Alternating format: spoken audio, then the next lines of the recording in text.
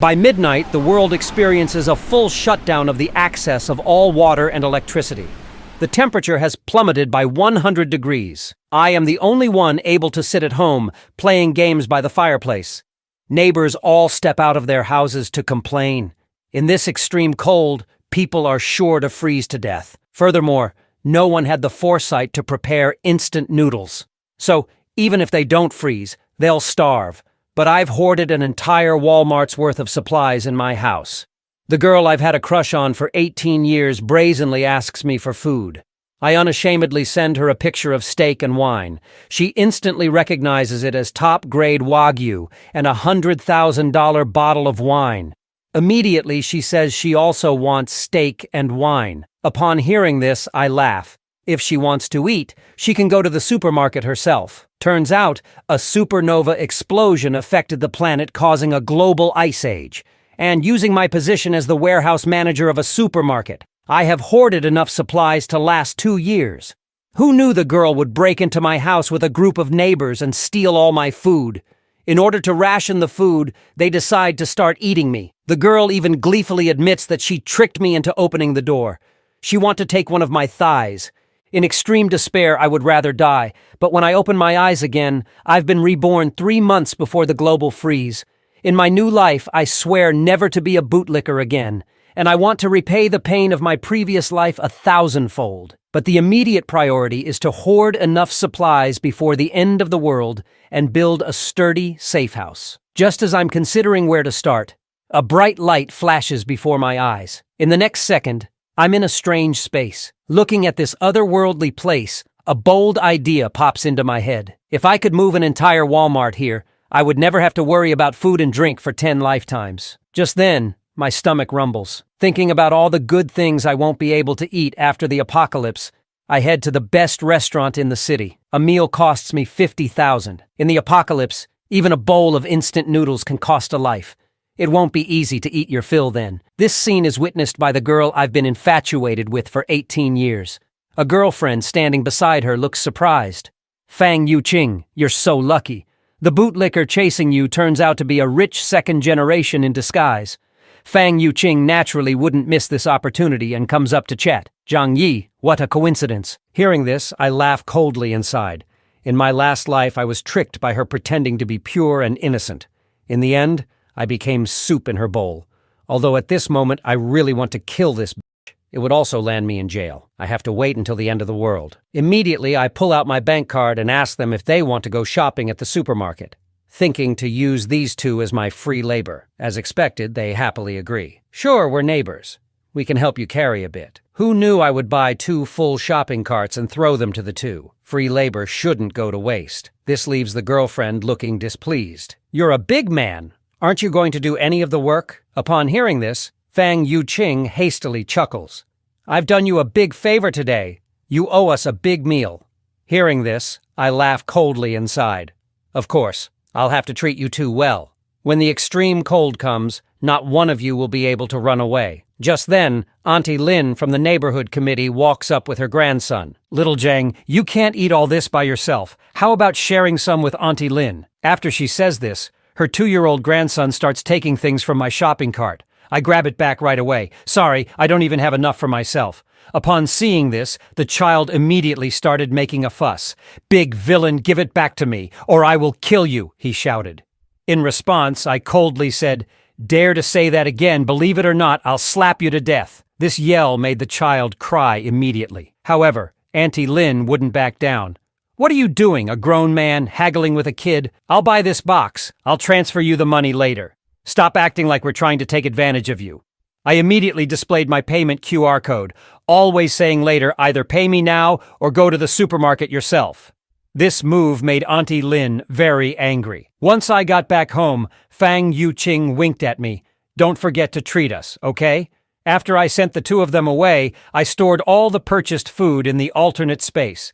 Next, I had to build an impenetrable steel fortress with heating devices and medical supplies. It would be great if I could get some firearms, but I'm not in a hurry. There are still 90 days until the Ice Age.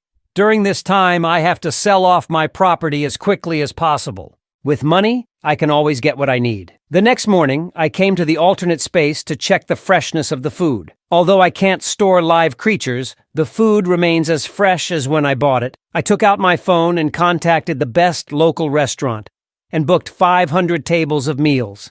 I said I wanted to host a banquet for 3 days and 3 nights, but the hotel manager said, the cost for 500 tables of food and drink will not be less than $1 million, and a deposit of $200,000 is needed in advance. Without any hesitation, I transferred $200,000 over. Then I found my property certificate and went to the bank to mortgage it. After the apocalypse, money will become useless waste paper. But mortgaging the property and adding my own savings is only enough to build my safe house. I need more funds to purchase weapons and supplies. As I was thinking about how to get more money, a man in a suit walked up to me and said, "Bro, do you need money?" I was delighted. Money is coming when I need it. The man in the suit quickly brought me to another man. The man didn't beat around the bush and asked how much I wanted to borrow, but the interest rate would be a bit high. Upon hearing this, I rubbed my hands together. It doesn't matter if the interest is high. The main thing is to raise the money as soon as possible.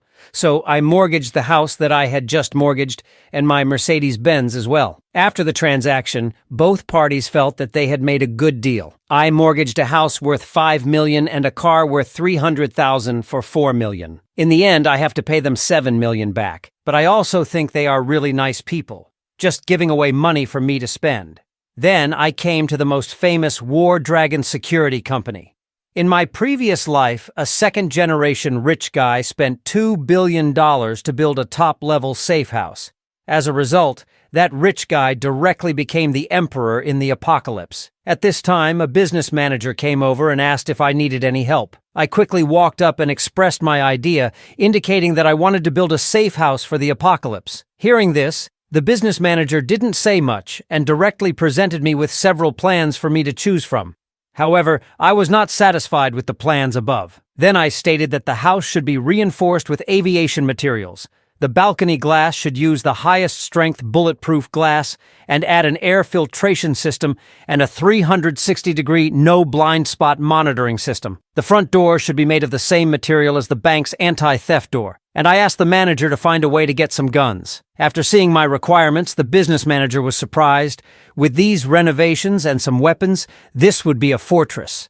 The final plan required $8 million. After I paid the deposit, I asked them to start work immediately and said that the balance would be paid within 3 months. Next, I need to get some weapons for self-defense. I called the owner of a hunting club I know and got a few sets of crossbows as weapons from him. Just then, the 500 tables of banquet I ordered also arrived in batches by truck. This attracted quite a few people from the neighborhood. This is the delivery truck from a 5-star hotel. These several trucks of food would cost at least $1 million or so. After a while, the food for 500 tables filled my entire house. Without wasting any words, I put them all into the otherworldly space. With all these delicious foods, plus the ingredients I had ordered before, I basically don't have to worry about food and clothing for the rest of my life. The next day, the security company's workers came to start building the safe house. This scene attracted quite a few neighbors' attention, who ridiculed me, asking if I had taken the wrong medication. But I didn't care. When the end comes, you'll know who the real joke is. Then I found Manager Joe from the company, and I bought a part of the warehouse's supplies at twice the market price. Next is to transport these things home little by little. My recent hoarding activities also attracted the attention of Fang Yuqing. She then asked if something was going to happen recently, even saying that she had been thinking about me lately. As for this bitch's fake concern, I didn't want to respond at all. This really pissed Fang Yuqing off. Zhang Yi, this bootlicker, actually dares to ignore me. But she was still curious about my sudden hoarding. However, her best friend just scoffed. If something big is happening, the country will definitely notify us. Just try your best to catch Zhang Yi, this bootlicker. Half a month later, my safe house was successfully built. In order to ensure the employer's safety, the manager also installed a surveillance system on each floor. I was very satisfied with this. Next is to wait for my last batch of supplies to arrive. Soon, several trucks of drinking water arrived in succession. In the following period, I tried my best to exchange all the money in my hands for various supplies. 3 days before the advent of the extreme cold end days, I specifically went back to the warehouse and invited all my colleagues for a cup of milk tea. After they drank it, everyone fainted. In order to move the entire Walmart warehouse with peace of mind, I had already put sleeping pills in the milk tea in advance. After shutting down the surveillance equipment, I went to the warehouse and immediately put all the rows of goods into the otherworldly space. With the help of the otherworldly space, I quickly emptied the entire warehouse. Just then, a box in the corner caught my attention. When I opened it, it was the cold-resistant tech product that was stocked a few days ago.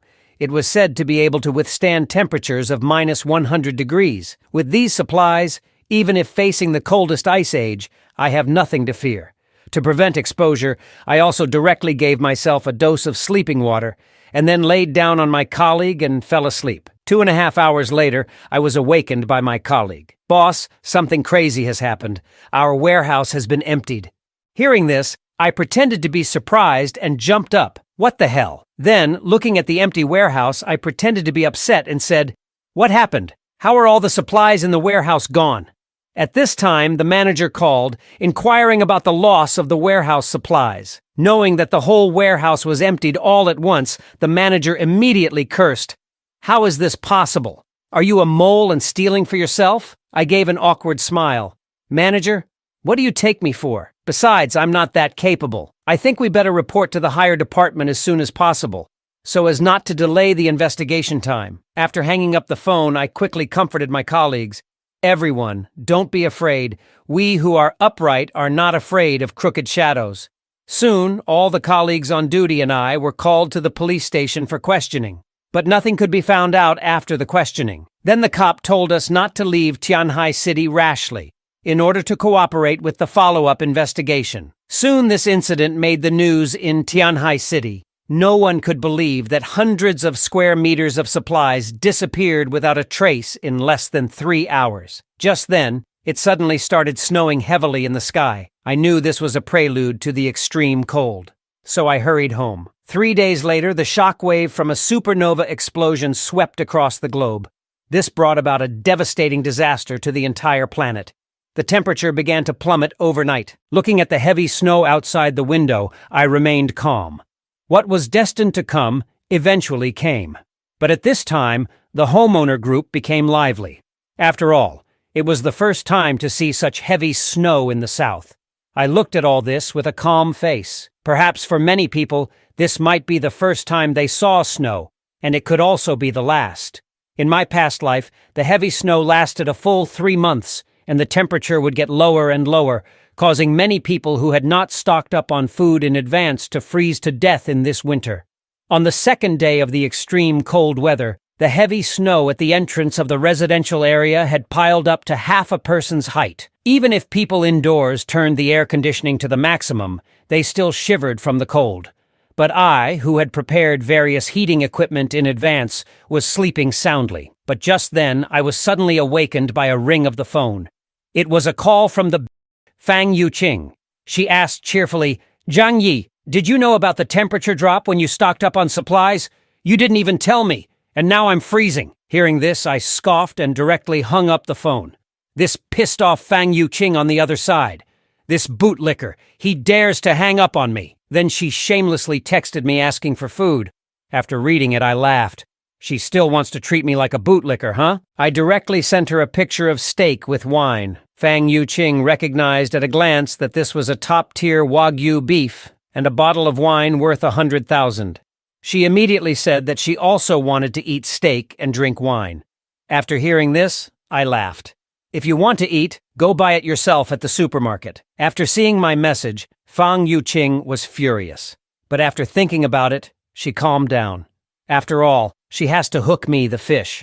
And I, full and bored, started watching TV. Just then, the tablet monitoring the building suddenly made a noise. I saw Auntie Lin on the screen solemnly saying, "Everyone, don't panic and scramble for supplies. This extreme weather will last at most 2 or 3 days. Our neighborhood committee will help everyone through this. Rushing for supplies will only lead to price increases. If anyone dares to hoard supplies, I will report to the authorities."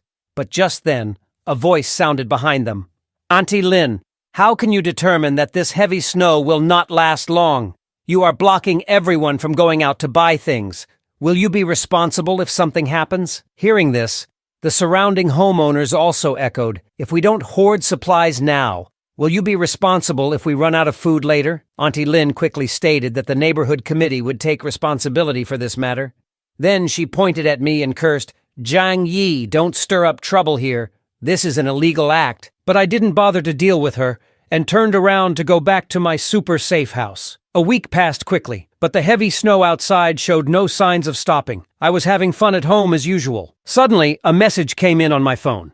I saw Auntie Lin in the group chat, calling me out by name to go shovel snow. I didn't even think about it and directly refused her. With such heavy snow falling, we'd be shoveling slower than it's falling. Clearly, Auntie Lin was just trying to pick a fight. This got her gnashing her teeth in anger. Then, Auntie Lin commanded in the name of the neighborhood committee, Zhang Yi, you must go out and shovel snow.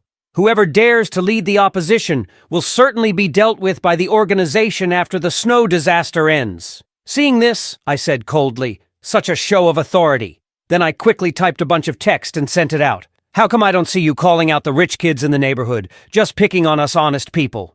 Auntie Lin, since you're so capable, why don't you go ask Xu Hao and Chen Zhenghao to shovel the snow? Chen Zhenghao is the boss of a construction project. He has hundreds of people under him. And Xu Hao is a well-connected rich kid. In my past life, these two guys broke into my house and took all my food. Hearing what I said, other people also started making a commotion in the homeowner group. Zhang Yi is right. If you dare, go ask them. Seeing the messages, Auntie Lin was immediately cursing. Clearly, my words made it hard for her to step down, so she could only grit her teeth and call out the two in the group to shovel snow together. Chen Zhenghao, seeing the message, immediately started cursing, Are you fucking crazy? I'll kill you if you bother me again. Xu Hao also echoed, What a big idiot. Taking the homeowner's money and acting high and mighty every day. Now you really think you're the boss. I don't even bother to deal with you poor ghosts. Seeing this message, Auntie Lin was so angry that she didn't dare to say a word, but directly pointed the finger at me. Zhang Yi, you're really trying to make trouble for me, aren't you? You'll be satisfied if no one goes out to shovel snow, won't you? I picked up my phone, turned on the voice message, and scoffed. Did you come to me to seek a sense of existence after being scolded by someone else? Believe it or not, if you talk any more nonsense, I'll kill you. Seeing my serious tone, Auntie Lin immediately backed down. Just then, a loud bang came from my front door. I heard Chen Zhenghao outside yelling, Zhang Yi, weren't you pretty cocky in the group chat just now? Believe it or not, I'll kill you. At these words, I picked up my crossbow and went to the door. It's not certain yet who's going to kill whom. I shot him directly through the shin with an arrow. Injured, Chen Zhenghao fell to the ground, wailing incessantly. He never imagined that I, a seemingly honest person, would be so ruthless when I took action. Little did he know that this was only the first step of my revenge. With temperatures now at minus 100 degrees, Chen Zhenghao's leg, which had been shot through, was surely not going to be saved. If not treated in time, he could only die slowly in this freezing weather. Chen Zhenghao, bearing the severe pain, staggered into the elevator. He could never have imagined, having only met me a few times, that I wanted to kill him directly. This realization made Chen Zhenghao shudder with fear. So he immediately took out his phone and dialed the emergency number. However, the whole city was already covered in heavy snow, and the hospital's ambulance simply couldn't make it. Left with no choice, Chen Zhenghao could only go home and treat his wound himself. Fortunately, the weather was freezing cold, and his foot was almost numb from the cold. Then, with a grim determination, Chen Zhenghao pulled the arrow out. Then, he took out his phone again and made a threat in the homeowner group. Zhang Yi, wait for me. Watch me kill you. Facing his threat, I naturally wasn't afraid, and responded confidently, keep talking, and I'll disable your remaining 2 legs. This scene stunned the onlookers in the group chat. After all, as the area tyrant, Chen Zhenghao, this was the first time someone dared to confront him directly. Soon, he picked up the phone and summoned his hundreds of followers. In no time, a swarm of followers, each holding their own weapon, rushed over in grandeur. After learning about what had happened, the leading bald guy came to my door with his followers. You offended our bro Hao. Today will be your death anniversary. With that, he slashed directly at the door. But the next second, his machete was flung away. This scared the gangsters out of their wits. How many people had this kid offended? His home was fortified stronger than a turtle's shell. Watching the scene from my security camera, I laughed with disdain. "Are you guys hungry? Try harder." Seeing the bunch outside the house swearing and fuming, I suddenly had an idea. Immediately, I took a water hose and connected it to the kitchen faucet. "Why are you so angry? Let me cool you down." The gangsters outside saw the door lock suddenly open and were instantly alert. Upon realizing it wasn't an arrow, they had a good laugh. Who would have thought that the next second the hose would spurt out cold water? Soon, a bunch of them fell to the ground, frozen. Only 3 managed to escape. Seeing this scene, I was quite pleased. In this freezing weather, cold water is more lethal than any weapon. On the other side, the 3 little guys who escaped were huddled together, shivering. Chen Zhenghao looked at them and yelled, "What happened? How did you guys, a whole group, not manage to bring a small brat?" Hearing this, the 3 hastily explained, Zhang Yi was too cunning. He turned the front door into a burglar-proof steel door. We chopped for a long time and only scratched some paint off. The key was he sprayed us with cold water.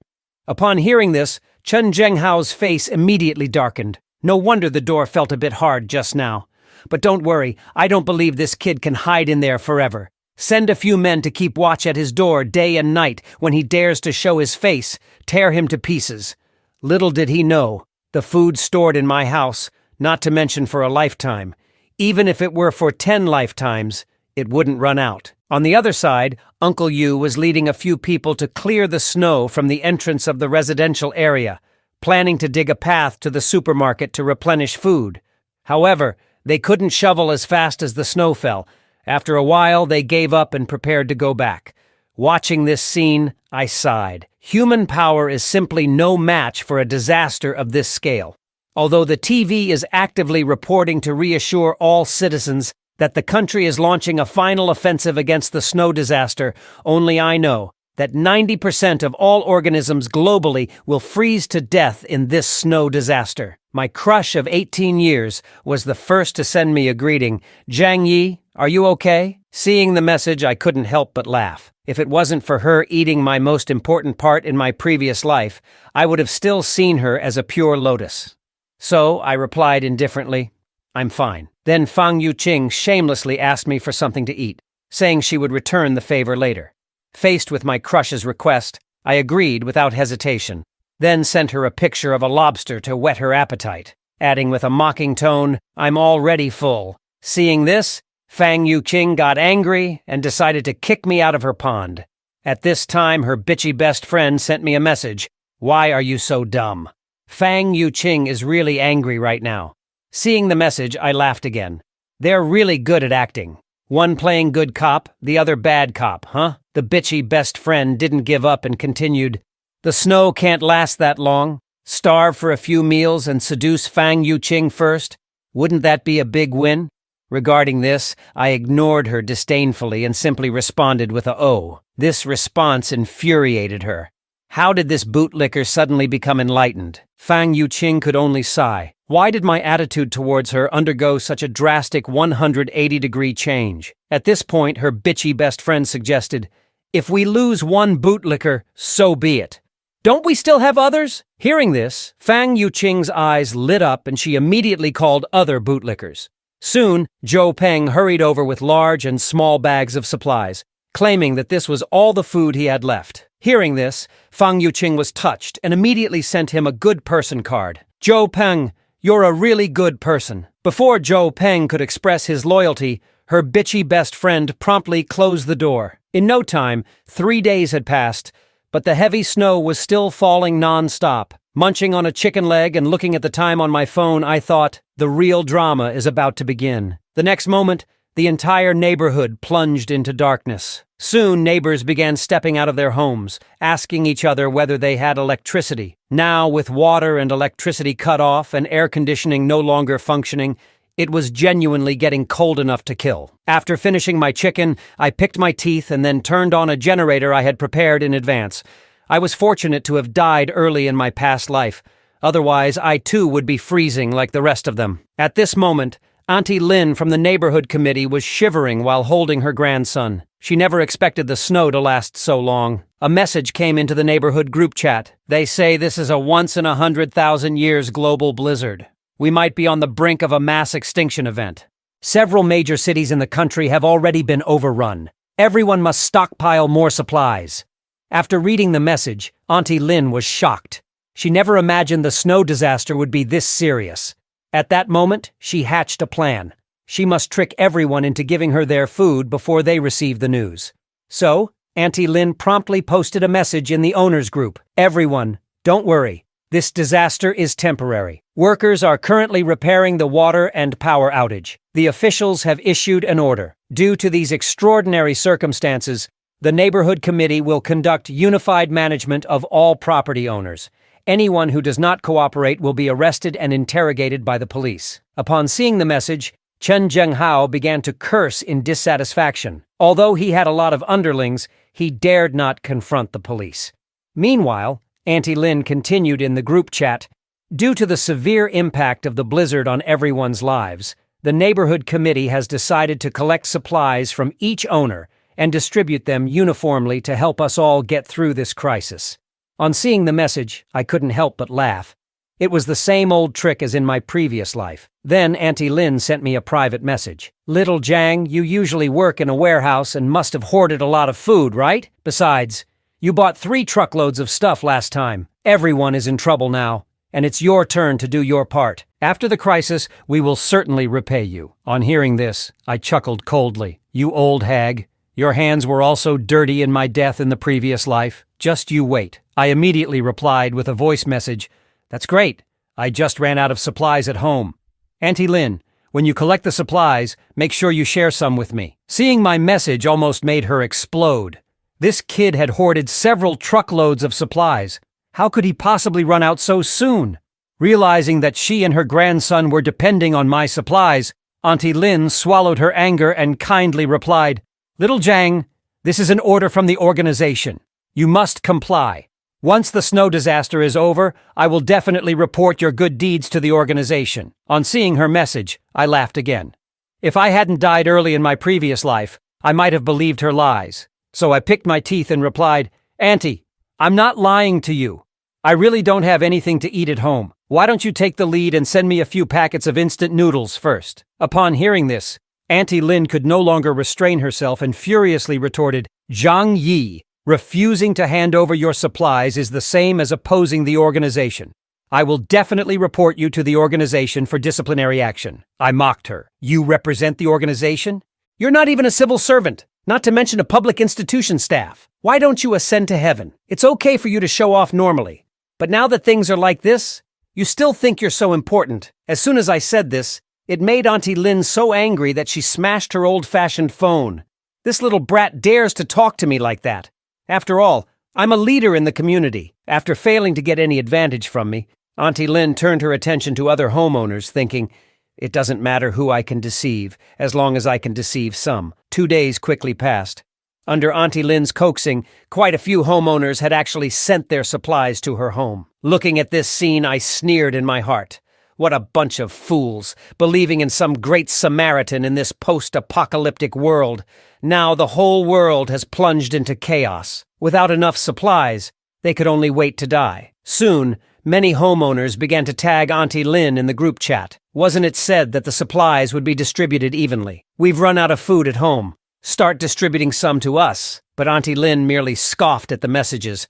What a bunch of idiots. These supplies were obtained through my hard work. How could I possibly give them away so easily? Just then, her phone rang.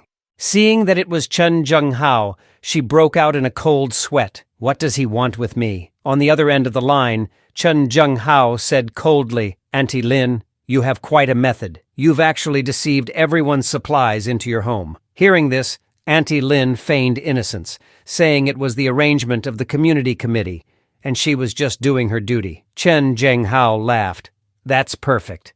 Over 10 of us here are waiting for you to distribute the supplies. Hearing this, Auntie Lin coughed lightly. These supplies haven't been sorted out yet. Some homeowners haven't handed in their supplies. We can't start distributing them yet. The next second, the area tyrant Chen Zhenghao, along with his underlings, burst into her house. Seeing this, Auntie Lin's face turned pale. How dare you break into a civilian house? Is there no law anymore? To which Chen Zhenghao responded with a slap. And you think you've been lawful, deceiving everyone's supplies? Today, I'll act in the name of justice. Meanwhile, I watched the scene on the surveillance, cheerfully eating a sausage. The dogfight was finally about to begin. At that moment, I had a brilliant idea. If watching alone is fun, sharing it with others would be even better. With a love for drama, I immediately posted the surveillance video in the homeowners group chat. Surely, everyone's reaction to this would be quite amusing. On the other side, Chen Zhenghao and his gang had already broken into Auntie Lin's house, instructing his subordinates to take away all the food, not leaving a single thing behind. Hearing this, Auntie Lin hurriedly clung to Chen Zhenghao's leg. "You can't take everything. Some of the supplies here are what I hoarded myself. Without these supplies, how would my grandson and I survive?" Chen Zhenghao let out a cold laugh. "That's none of my business. Get out of here."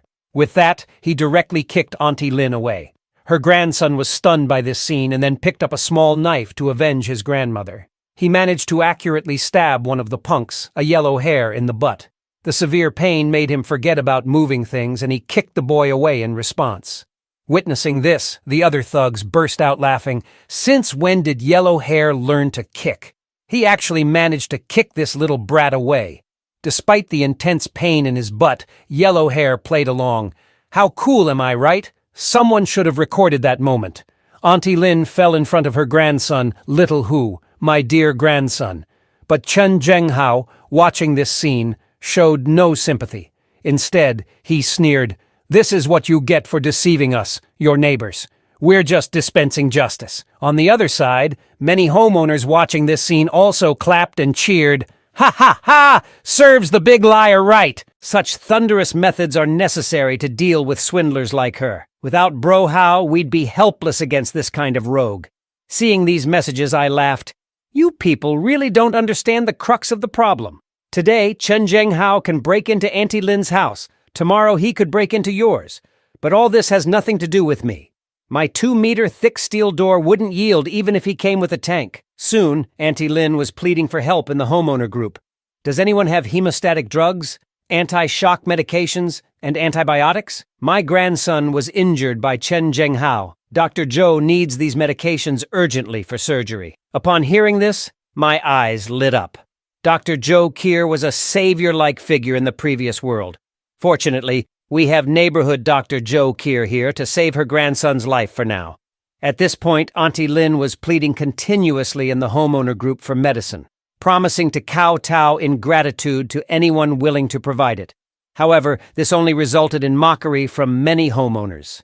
"So you plan to kowtow in a chat group? Dr. Zhou, a kind-hearted beauty, saved your grandson. Why should we help you? After deceiving us of our supplies, you still have the audacity to ask for our help." Seeing this, I sighed. This was karma for Auntie Lin. Furthermore, the snowstorm had been going on for over a week, and the outside was practically paralyzed. Even if the boy was saved, how long could everyone last without food? At this point, the snow outside the community had almost buried up to the first floor. Many people had already heard from the news that this was a global snowstorm that occurs once every 100,000 years. No one knew what this snow disaster would turn into. Soon, a week passed in a flash, and the whole world was almost buried in the snowstorm. In some cities in the north, the temperature had even dropped to -100 degrees Celsius. Many residents who tried to evacuate southwards ended up freezing to death on the road. In the homeowner group, Auntie Lin began to play the morality card again. "My dear grandson has been hungry for 2 days. He's just a child. Are you really going to stand by and watch him die?" She stated that she was willing to pay a high price for supplies. Seeing this, the homeowners started to inflate the prices, and the last pack of instant noodles was even sold for $2,000. Seeing this, I laughed. These people are not taking the apocalypse seriously. In a little while, you'll think paper money is too hard even to use as toilet paper. As a second-generation rich kid with some business acumen, Shu Hao started to hoard supplies at a high price. He was very clear that money in this apocalyptic world would become as useless as waste paper. He had to get rid of it while it was still useful. At this time, a single mother in the group sent out a plea for help, stating that she and her daughter were about to starve to death, hoping that everyone could help her. Seeing this, I laughed. In the past life, this woman and her daughter managed to survive for a long time. This Xi Li Mei is not as simple as she seems. 10 days passed quickly, and as usual, I was enjoying my time at home. At this moment, the phone on the table rang. Seeing the caller ID, I let out a cold laugh.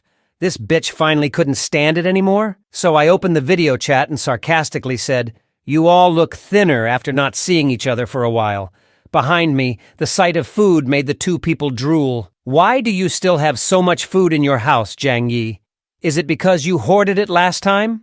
And with this weather of negative 100 degrees, why are you sweating?" Upon hearing this, I smiled. "Oh, this? I installed a fireplace at home. This thing is very warm. I feel like going for a run outside." Upon hearing this, Fang Yuqing immediately tried to butter up to me. "Brother Jiang Yi, you're so awesome. You're so well prepared. Could you let Fang Yuqing come over and take a shower?" Inside, I scoffed. Do they still take me for an old lecher? So, without a second thought, I rejected her invitation, even taunting her. With the temperature at negative 100 degrees, make sure to keep warm. Fang Yuqing was instantly infuriated at my words. "Jiang Yi, don't go too far. We are freezing and starving. It's fine if you don't help, but don't make sarcastic comments." Hearing this, I laughed. "You still think I'm an easy target? If you want food, go find your rich kid. Besides, we're not related. Why should I help you?" With that, I stylishly ended the video call. On the other side, Fang Yuqing was already furious. She never thought that I would be on the path of a bootlicker's counterattack. At this moment, her best friend chimed in with some fair words. "Jiang Yi is quite good. It's you who missed the opportunity. Otherwise, we could be enjoying the things at Jiang Yi's house right now. He is much stronger than that so-called rich second generation. If I had known you would fail, I would have gone for it myself. Now everything has been revealed, and we end up with nothing." At this, Fang Yuqing was already furious. "Lin Caning, you bitch, still speaking in favor of Jiang Yi. I'll kill you." Soon the two bitches were wrestling on the bed. Meanwhile, the government, seeing that they could no longer hide the news of the snow disaster, issued an announcement on television. In order to meet everyone's electricity needs, power supply would be provided from 1 to 2 o'clock every day, but the voltage would only be enough for low-power appliances. Currently, all major power plants are shut down, and power is scarce. Everyone is encouraged to use electricity sparingly to prevent large-scale power outages. Soon, the homeowner group was lively again. Did you see the news? Turns out the rumors online are true. Just as everyone was on edge, suddenly someone offered to sell instant noodles, $5,000 a pack. Any takers? Seeing this, I didn't know whether to laugh or cry, knowing that we're in an apocalypse, yet still wanting to exchange life-saving supplies for this worthless paper. Under the current circumstances, filling one's stomach is above all else. When everyone is hungry, who would care about this useless paper? On the other side, after wrestling for 2 minutes, Fang Yuqing and her friend finally calmed down. Since the soft approach didn't work, we'll go hard. With that, Fang Yuqing picked up her phone and contacted her #1 bootlicker, telling a wild story about how Jiang Yi wanted to tarnish her purity just because he had food. Zhou Peng was instantly furious upon hearing this. This Jiang Yi is such a scumbag. If I don't take this guy down, I'll be letting down my bootlicker identity.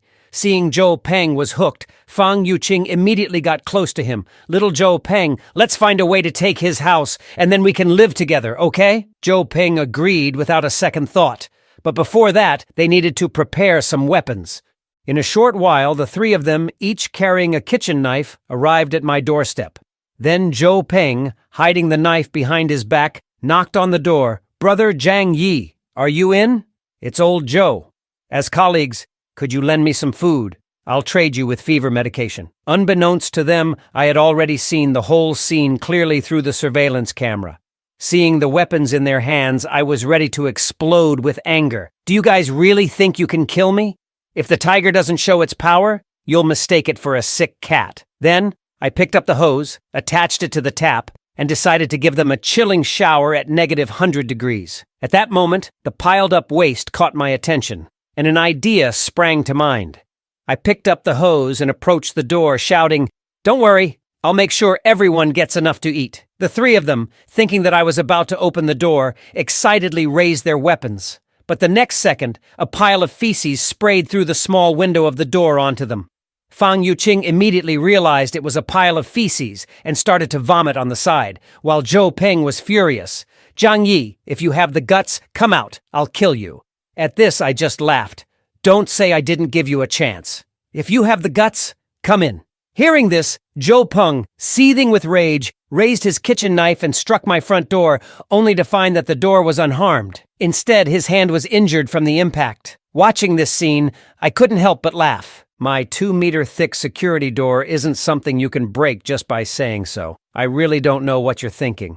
And I've stockpiled as much as a Walmart warehouse in my house. I'm not worried at all about them keeping watch outside. Even if I never go out in my next life, what can they do to me? I was suddenly woken from my sleep by a gunshot. Even though I knew the maliciousness of human nature would be exposed in the post-apocalyptic world, the sudden gunshot still gave me a big fright.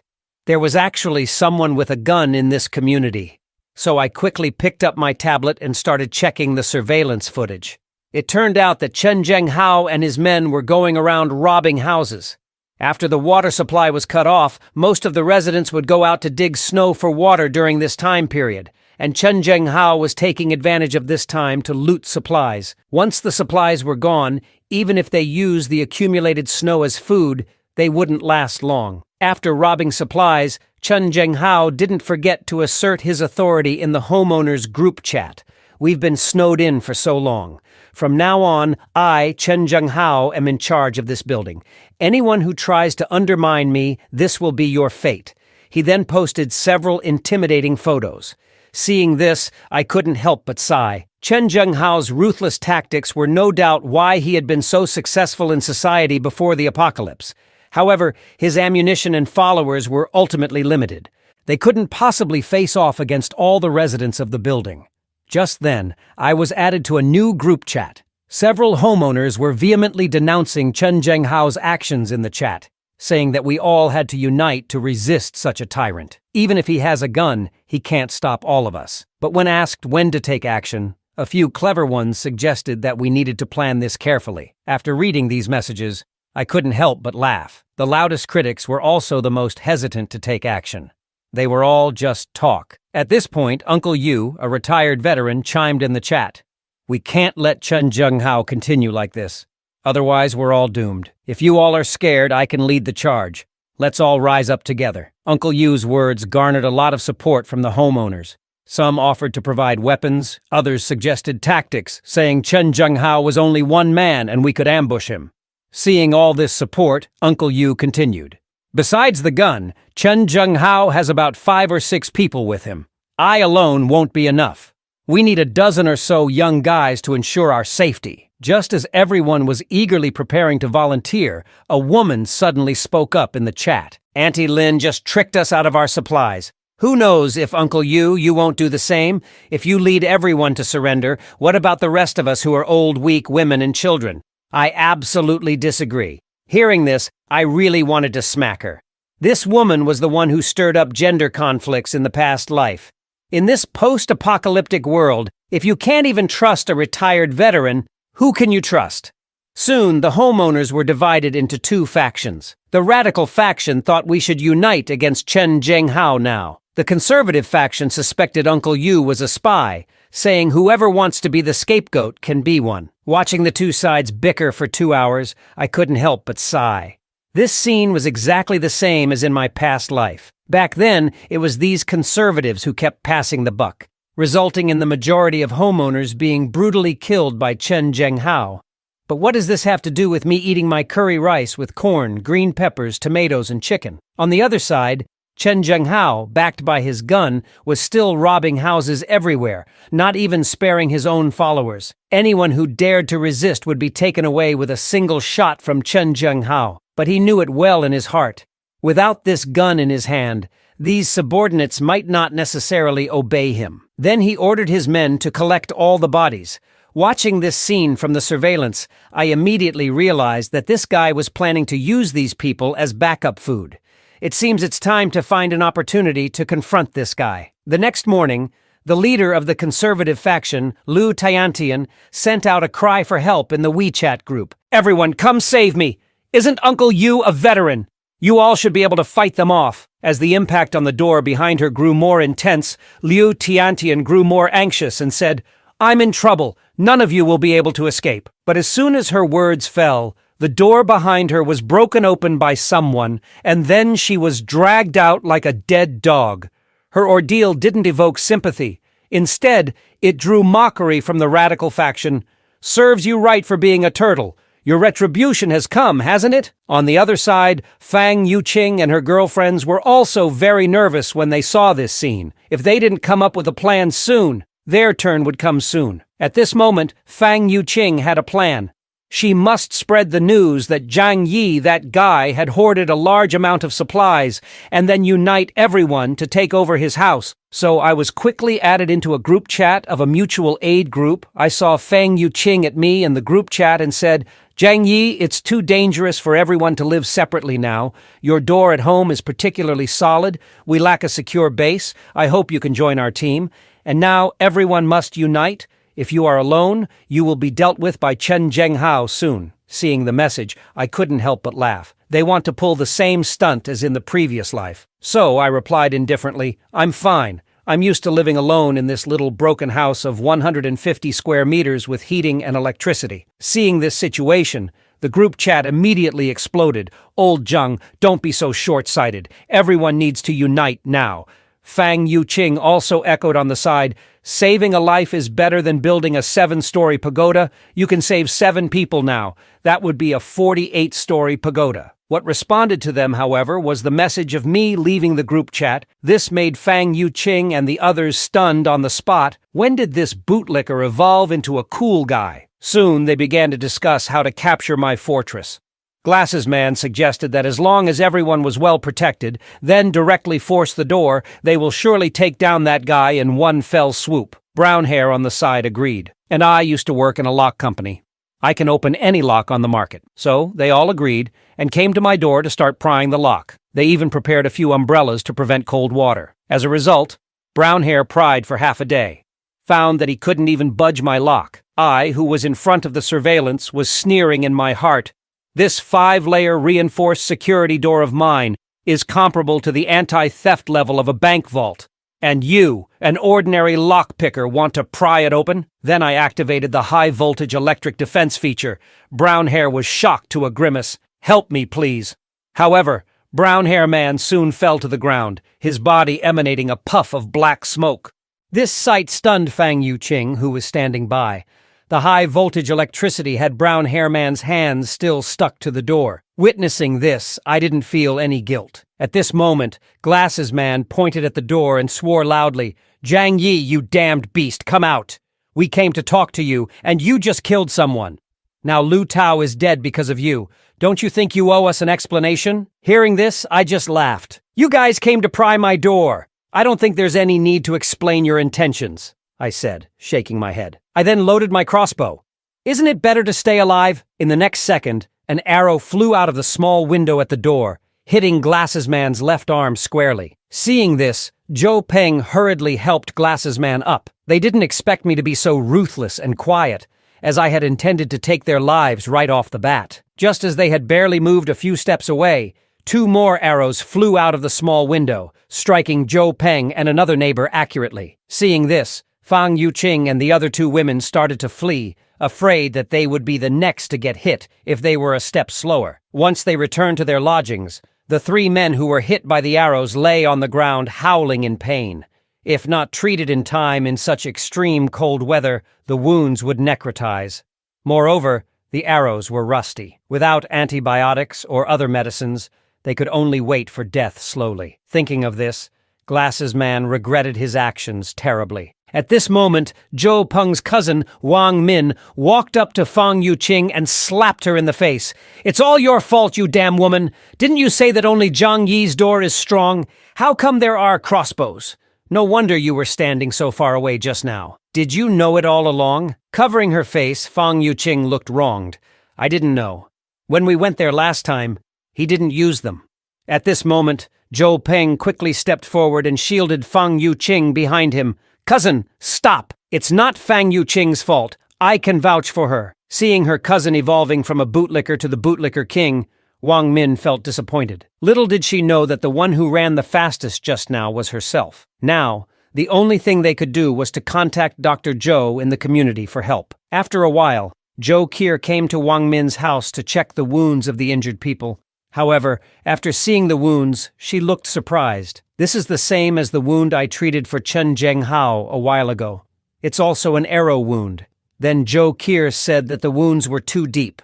Without professional equipment, the success rate of surgery was less than 20%. Furthermore, the iron arrow was rusty all over. Without antibiotics or similar drugs for treatment, they could only wait for death. Upon hearing this, Wang Min immediately shed 2 lines of clear tears. She and Zhou Peng had grown up together, and their relationship was very deep. She then fell to her knees, Dr. Zhou. You must find a way to save my cousin. Zhou Kier turned her head and said, if we rashly pull out the arrows without medication, the consequences will only be worse. I hope you understand. At this moment, Fang Yuqing stepped forward. I remember a month ago someone delivered a batch of drugs to Zhang Yi's house. There must be plenty of antibiotics and similar drugs. Why don't we ask him for some? Hearing this, Glasses Man looked excited. Really? Then you go find Zhang Yi. He caused my injury. He has to take responsibility. However, Wang Min on the side expressed, we were almost killed by him just now. How could he possibly give us medicine to save our lives? Hearing this, Fang Yuqing looked unconcerned. We just wanted to take over his house. We didn't harm him. Besides, we're the ones who got hurt. We're the righteous ones here. Hearing this, Zhou Kier was rendered speechless. You guys deserve to get shot. Suddenly, Wang Min pointed at Fang Yuqing and said loudly, then you'll be in charge of getting the medicine. Zhang Yi once pursued you. You're the most suitable person to handle this. Bootlicker King Zhou Peng also chimed in. Fang Yuqing, we'll have to trouble you this time. I can only protect you when my arrow wound is healed. Hearing this, Fang Yuqing had no choice but to agree. However, thinking of my attitude, she had no confidence. The only plan now was to try making a phone call. Soon, she dialed my number and said, Lu Tao and Zhou Peng are dying. Can you help them? Upon hearing this, I laughed. So what if they die? Everyone has to die sooner or later. Besides, you don't really think you can survive this snow disaster, do you? The city is blocked by heavy snow, and this building has become an isolated island. Once the existing supplies are used up, if you don't starve to death, you will be killed by Chen Zhenghao. Upon hearing this, Fang Yuqing sobbed tremulously. Zhang Yi, I know I was wrong. It's all my fault. I let down your true feelings, but I've come to my senses now. Can you forgive me? Zhou Peng and the others were shot by you. If they don't get medicine, they will die from infection. At this point, Wang Min snatched Fang Yuqing's phone. Zhang Yi, don't be so heartless. Keep some goodwill. You never know when you might need us in the future. Hearing this, I laughed. Guess why I shot them with rusty arrows? I never intended to meet you again. And how do I know you won't suddenly turn against me? Upon hearing this, Wang Min hurriedly argued, how could we? We are good citizens. I cut her off. Good citizens wouldn't try to take over someone else's house. But well, helping you isn't impossible. Given that I have been pining after Fang Yuqing for 18 years, I might consider letting her come over alone. Hearing this, Fang Yuqing excitedly grabbed the phone. Zhang Yi, brother, I'm willing. From now on, Fang Yuqing is yours. Do whatever you want. Her best friend, Lin Kaining, also excitedly moved closer. Take me with you. Take me with you. But Fang Yuqing slapped away Lin Kaining's hand. My brother Zhang Yi only wants me. You should just stay here and behave yourself. As soon as she finished speaking, Wang Min slapped her across the face. You shameless woman. You've caused everyone so much trouble and now you want to run off. No way. Bootlicker King Zhou Peng also looked shocked. Fang Yuqing, how could you do this to me? Didn't you say you hated Zhang Yi the most and wanted to be my woman? Upon hearing this, Fang Yuqing immediately started arguing. Is it wrong for me to pursue a better life? If I stay with you, when the supplies run out, we'll all just wait to die. Zhou Peng, isn't loving someone about wanting them to have a happy life? Although you gave me a few bags of supplies, Zhang Yi has a whole Walmart stashed in his house. Hearing this, Bootlicker fell to the ground, defeated in the battle of love before it even started. And Fang Yuqing just turned around and left without a second look. Lin Caning threw her to the ground. Why should you get all the benefits? Wang Min also pointed at Fang Yuqing and scolded, You only think about yourself and don't consider everyone else. If we're not doing well, you shouldn't either. Zhou Qier, who was watching their infighting, was speechless. But she still kindly reminded, The wounds have only been temporarily treated. Without medicine, you all need to be prepared. Upon hearing this, Glasses Man had a sudden idea. I have a way to deal with Zhang Yi. From the video he sent us, it's not hard to see that his house is fully stocked. Now we just need to tell everyone in the building about this. If we can't deal with him, someone else surely can. Then we can get a share of the benefits from the sidelines. Upon hearing this, Fang Yuqing panicked. Don't be so shameless. How can I live a sweet life with Brother Zhang Yi if you do this? As soon as she finished speaking, Wang Min raised her hand to slap her. You dare to be so brazen, you shameless woman! At the critical moment, Zhou Peng stepped in front of Fang Yuqing. Sister, hold on. My love for Fang Yuqing is genuine. I will win her over with time. Sooner or later, Fang Yuqing will fall in love with me. Then, he confidently looked at Fang Yuqing. Don't be afraid. I'm here. This angered Wang Min so much that she almost wanted to slap this bootlicker to death. However, she decided to focus on the pressing matter first. She quickly posted some photos of delicious food in the homeowners group. Everyone is almost reduced to eating tree bark, but Zhang Yi is having sumptuous meals every day. Do you think that's fair? Seeing the message, Chen Zhenghao drooled all over the floor. This kid is hiding so many good things in his house. That's perfect. I can get my revenge for old grudges. Upon hearing this, the homeowners group exploded. Some people were trying to morally bind me, asking me to distribute my supplies to everyone. Some people, just for a meal, asked me to become a father to their child. There were even those who were willing to hand over billions in assets just to live in my house. Seeing the message, I just laughed. Why? Am I close with you? Why should I share my supplies with you? Thinking of these people breaking into my house in the past, I felt a fire in my belly. Now the tables have turned, I thought. Let's see how I'll play with you this time. Seeing my reply, Bootlicker King and others looked dumbfounded. Is Zhang Yi not afraid that we will unite against him? Others, seeing my cold-heartedness, began to blame me in the group chat. If you hadn't secretly hoarded supplies, we wouldn't be living like this. You must atone for your sins and donate the supplies to everyone. Besides, what's the point of living alone? Young people should have the spirit of contribution. Watching them bicker back and forth, I couldn't be bothered to engage with them any longer. Then, looking at the falling snow outside the window, I mumbled, Staying at home every day is quite boring. It seems I should find some time to go out and stroll around. Luckily, I still have a few snowmobiles hidden in my pocket dimension. Once I deal with this group, it might be time to see what the outside world is like. Just then, my phone suddenly received a notification. It was a plea for help from Dr. Zhou Qier. Mr. Zhang, our home's medicine and supplies have been completely exhausted. Upon seeing the message, I instantly recalled what Zhou Qier looked like.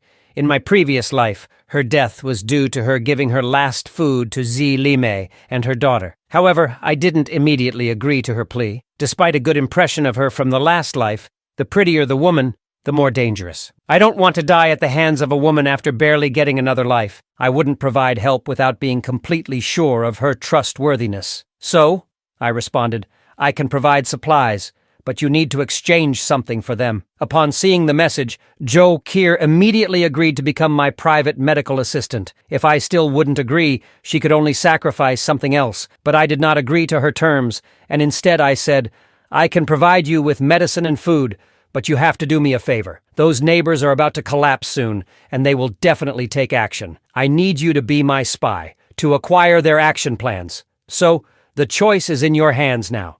You can choose to follow the crowd and be a bystander, or you can choose to betray them and side with me. Upon seeing the message, Zhou Qier fell silent.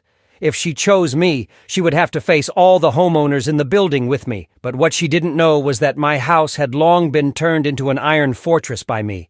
Even if they came with a tank, they couldn't break in. The reason I did this was just to find an excuse to test her. At this moment, Glasses Man sent me a final ultimatum.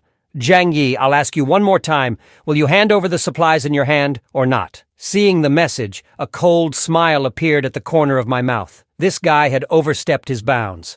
I responded cheerfully, Even if I were to feed my food to the pigs, I wouldn't share a bit with you. This angered Glasses Man, grinding his teeth. Very well, Zhang Yi.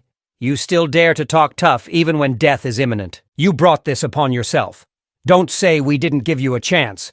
Soon, a chat group was established to denounce me. Chen Zhenghao solemnly said inside, "Don't worry, everyone. For this operation to eliminate Zhang, I only need half of the supplies. After getting the supplies, I swear I won't harm anyone." Glasses Man also echoed, "Let's put our past grudges aside for now. Our primary goal is to take down Zhang Yi at once." On the other side, after some consideration, Zhou Qier finally agreed to my terms. She was very clear in her heart that she, a woman alone, couldn't hold out for long without clinging to a strong figure in this apocalyptic world. Soon, I received a warning from Zhou Qier and Uncle Yu. Glasses Man and his gang have decided to launch a full attack at 2:30 tonight. To this, I was not panicked at all, but just curious about what kind of mess this group would make. At this point, Zhou Qier sent another message. "Those people have gone crazy. Aren't you going to come up with a plan?" But I just laughed at her message. I glanced at the guns laid next to me. All fear stems from inadequate firepower. I replied, "You don't have to worry about all this. Remember not to follow along with their action. I'm only warning once." With that said, I picked up the gun in my hand. Just sit back and enjoy the show. Soon, it was 2:30 in the morning. A group of people armed with weapons came marching towards my house. We must kill that shameless, selfish ghost, Zhang Yi, this time. Soon, the corridor at the entrance of my house was surrounded by Chen Zhenghao and his gang. "Zhang Yi, come out! If you don't want to die, this is your last chance." I saw this scene from the surveillance and couldn't help laughing. I didn't bother being polite with them. I turned on the high-voltage device. Just as a few youngsters were about to break down the door, they were electrocuted into a charred state, emitting a puff of black smoke. Seeing this scene, the others were frightened and dumbfounded, and they wanted to escape. But as soon as they turned around, they were blocked by Chen Zhenghao and his gang. Chen Zhenghao pointed his gun at a person's head. "If you dare to enter the battle, be prepared to die. Keep smashing the door. I don't believe his high-voltage electricity can last a year." Glasses Man, their strategist, immediately came forward to encourage them. "Don't be afraid, everyone. We must avenge our fallen comrades. As long as we work together to break this iron door, what awaits us inside are a cozy fireplace and endless food." Encouraged by Glasses Man's words, the residents who originally wanted to leave were instantly filled with fighting spirit. They picked up a wooden stake and continuously smashed my door. For a bite of food, everyone was exerting all their strength. Listening to the rhythmic thudding coming from outside, I also became interested. So, I instantly retrieved a large speaker from another space. "Seeing you all so hard-working, let me play a tune for you." Hearing the battle song, the neighbors seemed to be injected with a stimulant, hitting the door even harder. However, after half an hour of relentless beating, a few of them were panting and fell to the ground. "What kind of door is this? We've been hitting it for so long, but only a tiny scratch was left. It seems we won't be able to break it open without years of effort." At this moment, Glasses Man, who works at a bank, stepped forward and immediately identified it as a bank vault-grade door. He said, "Such a door can't be breached even by a tank, let alone wood." Hearing this, the others looked shocked. "Then, is there no way to open this steel door?" Glasses Man sighed. "Unless we can find the world's top locksmith, there's no chance to open it without the key." While he was explaining, I had already come to the door with my crossbow. "So professional," I murmured, and then shot an arrow. Seeing Glasses Man get shot, the other residents in the hallway panicked. "Zhang Yi actually has weapons. Glasses Man and Chen Zhenghao didn't even tell us." Some of the slower neighbors were quickly turned into sieves by my arrows. Looking at the neighbors scattered around on the floor, I felt no guilt. If they want my life, there's no need for me to be polite. Just then, Glasses Man had an idea. "Everyone, don't panic.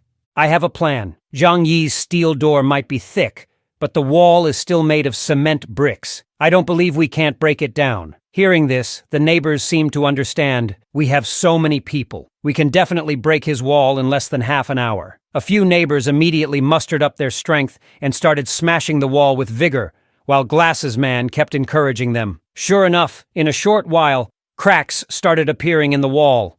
Seeing this, a big man smashed the wall with even more force, but the next second, a metallic clang echoed. The impact numbed the man's arm. Glasses Man rushed forward and exclaimed, "Damn it! The wall is made of steel plates too!" Hearing this, several big men looked shocked. Who uses steel plates for wall construction? But they still didn't give up. They randomly hit different parts of the wall, hoping to find a weakness. Watching this scene, I couldn't help but laugh. I'm sorry to inform you that the outer walls of my house are reinforced with half-a-meter thick, high-quality steel. Not to mention your hammers. Even if a sniper rifle ball came, I wouldn't be afraid. Soon the neighbors realized that I must have known about the apocalypse in advance, which is why I built such a sturdy fortress. Glasses Man grew angrier the more he thought about it. He knew about the snow disaster all along, this selfish and narrow-minded person, only caring about himself, ignoring the lives of everyone else. Some people couldn't bear this despair and started to cry on the spot. At this moment, Chen Zhenghao stepped out from the crowd. "What are you crying for? His walls are made of fine steel. But does that mean the ceiling and the floor are too? We will split up and start tearing down the place." I refused to believe Zhang Yi could have built a tortoise shell. Hearing this, the neighbors were re-energized. They went up and down my house, hammering with all their might. Watching this on the surveillance, I chuckled. Chen Zhenghao has some brain power, but unfortunately not much. After hammering for a while, they once again fell into despair. As it turns out, I did build my house into a reinforced tortoise shell. Without power tools, they would need to hammer for years, without rest or sustenance, to have any chance of breaking this fine steel wall. At the thought of this, the stomach of a neighbor, who had not eaten for 2 days and wasted so much energy hammering, started grumbling. He wanted nothing more than to eat a large piece of meat. Thinking of meat, an idea suddenly popped into his head.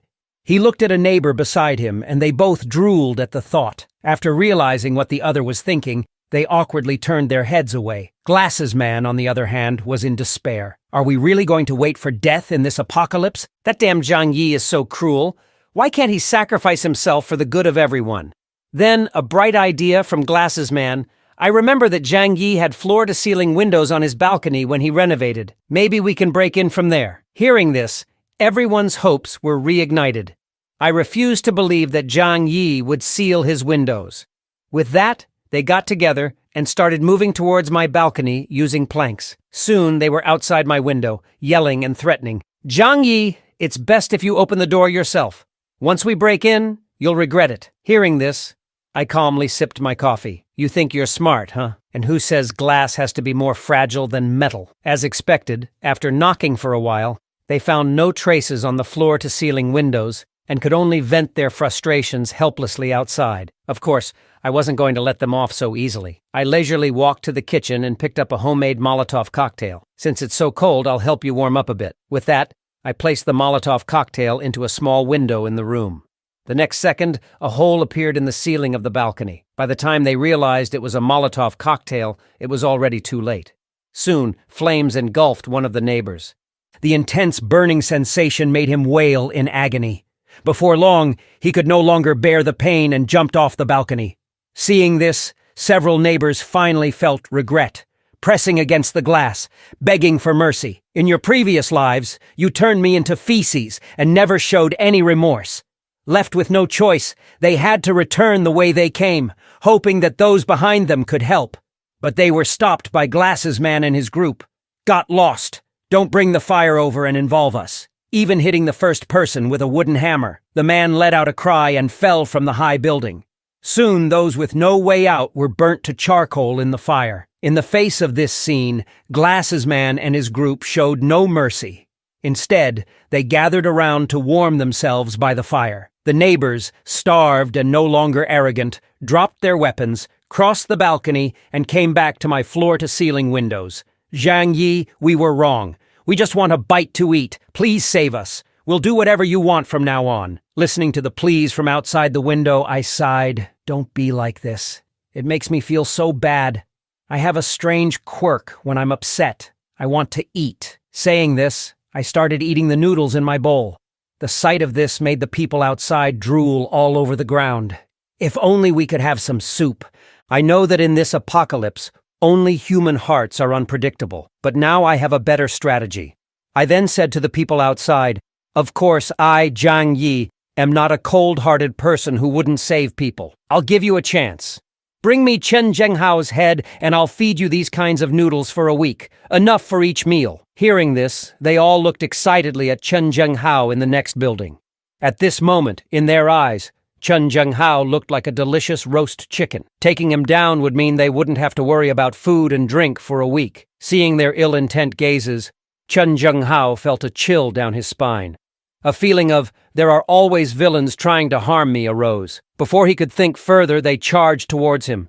However, under the threat of Chen Zhenghao's gun, they dared not act rashly. At this moment, Chen Zhenghao received a bounty notice I sent in the homeowner group chat, saying that anyone who could kill Chen Zhenghao would receive a week's worth of food. Seeing the message, Chen Zhenghao ran off immediately, finally understanding why everyone was giving him hostile looks. The following day, bright and early, several neighbors had already set up an ambush for Chen Zhenghao. Although Chen Zhenghao had a pistol, his bullets were ultimately limited. Moreover, my impenetrable safe house was simply not something they could break through. From previous attempts, they had already lost 40 to 50 people. Rather than starving to death sooner or later, it was better to find an opportunity on the crippled Chen Zhenghao. At this time, Chen Zhenghao was scolding his two subordinates to go out and eat snow. He was well aware. At this moment, he was the little fat lamb in the eyes of all the property owners.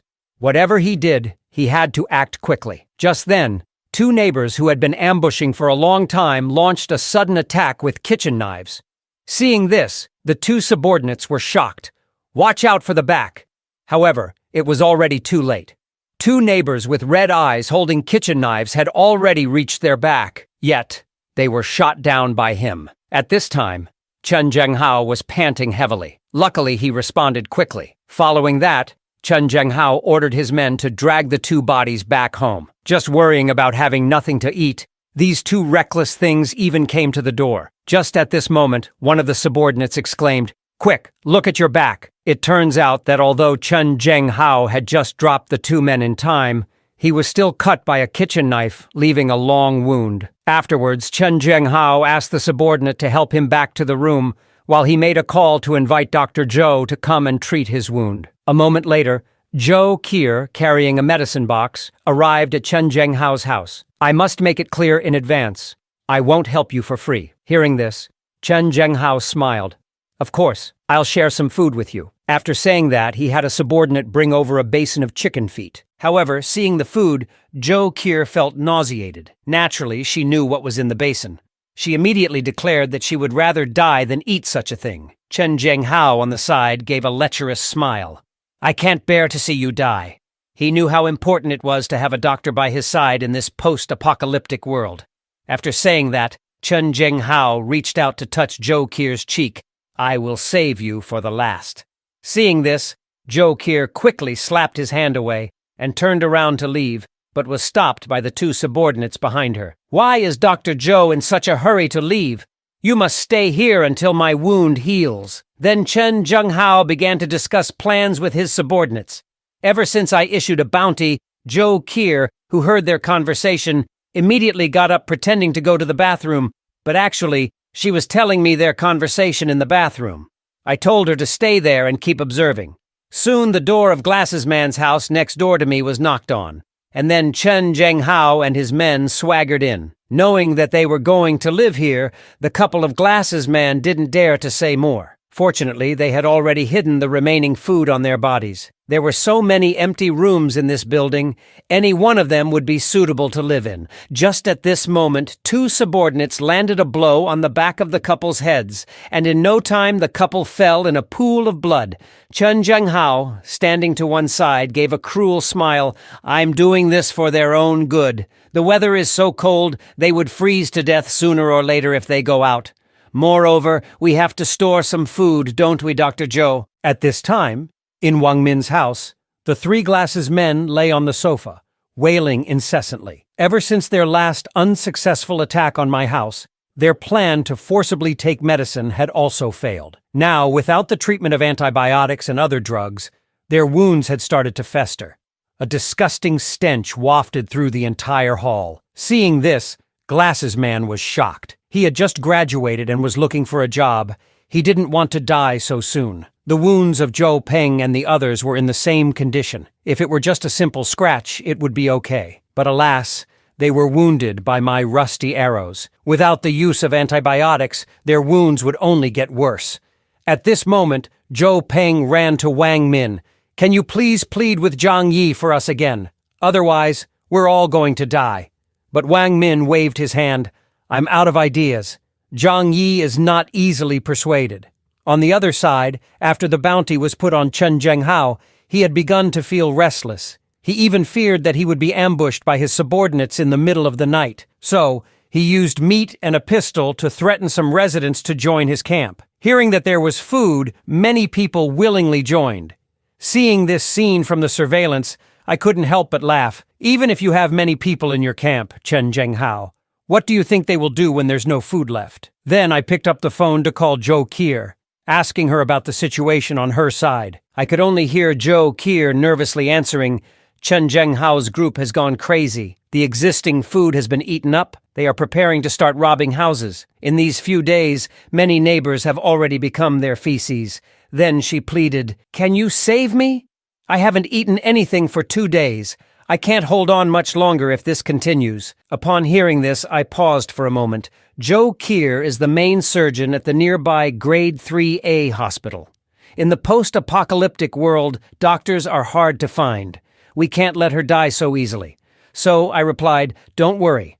Once I finish this last task, I assure you will not want for anything." Just then, my front door was knocked. Zhou Peng was at the door, hysterical. "Zhang Yi, you coward, come out. Fang Yuqing is starving to death, and you're still hiding in here. Are you a man?" Hearing this, I laughed. "At this point, I'm willing to call you the last bootlicker in the apocalypse." "So," I said flatly, "you're still thinking about Fang Yuqing at a time like this? You should think more about yourself. Given your current situation, the tetanus bacteria has spread all over your body. Even if I gave you antibiotics, it would be useless. I remember you've been a bootlicker for so many years. I don't think you've ever even held Fang Yuqing's hand, have you? Instead of waiting here to die, you might as well do what you want to do." Hearing this, Zhou Peng suddenly realized. He struggled to get up, staggering back up the stairs. After returning home, Zhou Peng rushed into Fang Yuqing's room, kneeling down before her with a thud. Seeing Zhou Peng in this state, Fang Yuqing was instantly scared into screaming, "Zhou Peng, what are you doing?" Zhou Peng, his eyes bloodshot, stared at her intently. "Fang Yuqing, will you marry me?" Fang Yuqing frowned. Disgust filled her eyes. She instinctively pinched her nose. "I won't." She shoved Zhou Peng to one side, bitterly saying, "Get out of here, you're about to die. You stink, I have to go find Zhang Yi. Who do you think you are? You're not even a spare tire in my book." Zhou Peng broke down. He had given so much for Fang Yuqing, even his own life was at stake. But Fang Yuqing never had a heartbeat for him from beginning to end. In desperation, Zhou Peng grabbed Fang Yuqing's neck tightly, shrieking hysterically, "You love me. I'm going to die soon. Let's go to hell together forever." Seeing this, Fang Yuqing fearfully slapped Zhou Peng. "No. Get away from me. You smell so bad, disgusting. You dare call me smelly? Isn't it because of you that I ended up like this?" Fang Yuqing, her face turning purple from Zhou Peng's grip, struggled desperately. "Who's to blame if you're useless? Desperate loser." Meanwhile, after a night of deep thought, Zhou Qier finally agreed to Zhang Yi's proposition. She knew it was a test from Zhang Yi. Although dangerous, if she didn't do it, she wouldn't last long under Chen Zhenghao. With this thought, Zhou Qier slowly walked towards the kitchen. She told Chen Zhenghao that she wanted to help in the kitchen. Hearing this, Chen Zhenghao thought Zhou Qier had come to her senses, nodding his head in approval. "That's best. I knew you couldn't resist. You still have some use for me now." Zhou Qier turned her head back and returned to her usual aloof demeanor. She slowly said, "I don't want to die. I want to live." Hearing this, Chen Zhenghao finally relaxed. He waved his hand nonchalantly and let Zhou Qier into the kitchen to help. Once inside, Zhou Qier picked up an axe and started to chop wood for the fire. Energy is scarce these days. Cooking can only be done by burning furniture. Although she had agreed to Zhang Yi's terms, she couldn't help but feel a bit hesitant about this kind of meat. After a while, a little brother asked Joe Kier to watch the fire. Don't let it go out. Then he turned and left to prepare the ingredients. Seeing this, Joe Kier knew her chance had come. First, she pulled out a small bottle from her pocket, poured all the liquid inside into the pot. Then, fighting the nausea in her stomach, she carefully stirred the pot. At mealtime, she served everyone a large bowl of meat soup. Chen Zhenghao, looking at the steaming meat soup in his bowl, smiled. I never thought the day would come when Dr. Zhou would join us. In order to gain their trust, Joe Kier also served herself a bowl of soup and quietly went back to her room. They had no idea that Joe Kier had drugged the meat soup. Back in her room, Joe Kier waited silently for the drug to take effect. She had put most of a bottle of sleeping pills in the pot. These sleeping pills work quickly.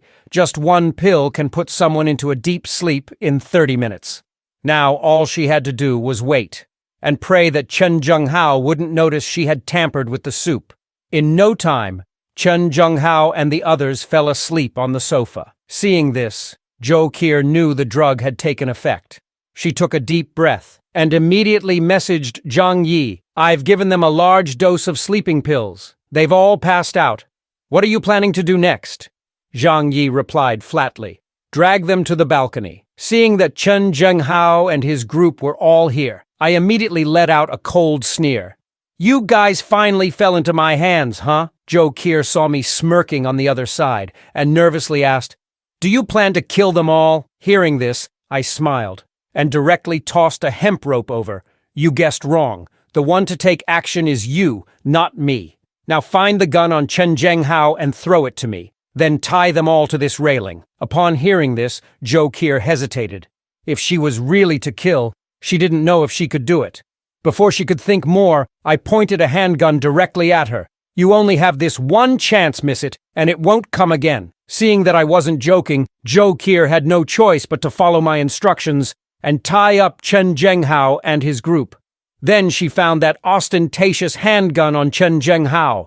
Just then, I pointed the handgun directly at Joe Kier's head, took out the gun's magazine, and then threw it over. Hearing this, Joe Kier looked hesitant. How do I know you won't suddenly turn against me? But I just laughed. Do you have any other options now? In such extreme weather, you won't last long without my help. Upon hearing this, Joe Kier had no choice but to remove the magazine according to my instructions. And then she threw the handgun to me. After receiving the gun, I carefully examined it. Confirming that it was the same one Chen Zhenghao had used before, I turned and went back to the room. Next, I took out a water pipe and opened the valve, spraying it directly at Chen Zhenghao's group. Joe Kier was shocked to see this. This way of turning people into ice lollies was utterly cruel. Chen Zhenghao, who was sleeping soundly, was frozen awake on the spot. The few underlings next to him were also screaming from the negative 100-degree cold water. Looking at his bound hands and feet, Chen Zhenghao realized that he had been drugged. Immediately, he twisted his head to look at me. Zhang Yi, you are so despicable. Hearing this, I just laughed. You dare to call me despicable? It's time to send you guys on your way. With that, I opened the valve again. The next second, a thick column of water sprayed directly at several people. In such extreme cold, no one can withstand negative 100-degree water for 3 minutes. Sure enough, Chen Zhenghao and his group on the other side had already been frozen into ice lollies. Just at that moment, Joe Kier received my call. You've done a good job. You've passed the test. After hanging up the call, Joe Kier collapsed on the ground. Though she could finally survive, she was no longer the white-robed angel. Under my guidance, Joe Kier had successfully proven her value, and I naturally kept my word, deciding to let her live in my house. A moment later, Joe Kier cautiously arrived at my front door. Although I could see from the surveillance that she didn't carry any dangerous items, I didn't dare to be careless, so I picked up the handgun, pointed it at the door, and said coldly, "The door's not locked. You can come in." Upon hearing this, Joe Kier nervously pushed open the heavy steel door. Seeing her enter, I immediately locked the door, and Joe Kier collapsed directly on the floor. At this moment, a long-lost sense of warmth was filling her body. Joe Kier knew that I was living a decent life, but she didn't expect it to be this good. Apart from ample food, there was even a heating fireplace. Compared to the -100-degree weather outside, this was a warm paradise. But just as she was about to lose herself in this comfort, I put the gun directly to her back. "Dr. Joe, don't rush to enjoy. You don't think you've passed my test that easily, do you? Now you need to do one last thing. That is to prove to me you're not dangerous. Since you've chosen to align with me now, shouldn't we be honest with each other?" Upon hearing this, Joe Keir naturally knew what I meant, so she took off her coat directly, exposing her figure in front of me. Of course, I had no time to admire. Seeing that she had no hidden dangerous weapons, I handed her a bath towel. "You've worked hard these days. Go take a hot shower first. You stink." Hearing this, Joe Keir couldn't help but complain internally, "As if everyone lives as well as you. Life is even better than before the apocalypse." Soon the sound of the shower was heard from the bathroom, and I was fiddling with the medical kit that Joe Keir had brought in the living room. I put everything like syringes into the different space. Though we were being honest, it's always better to be cautious. 2 hours later, Joe Keir, dressed in pajamas, emerged from the bathroom, her wet hair hanging down her back.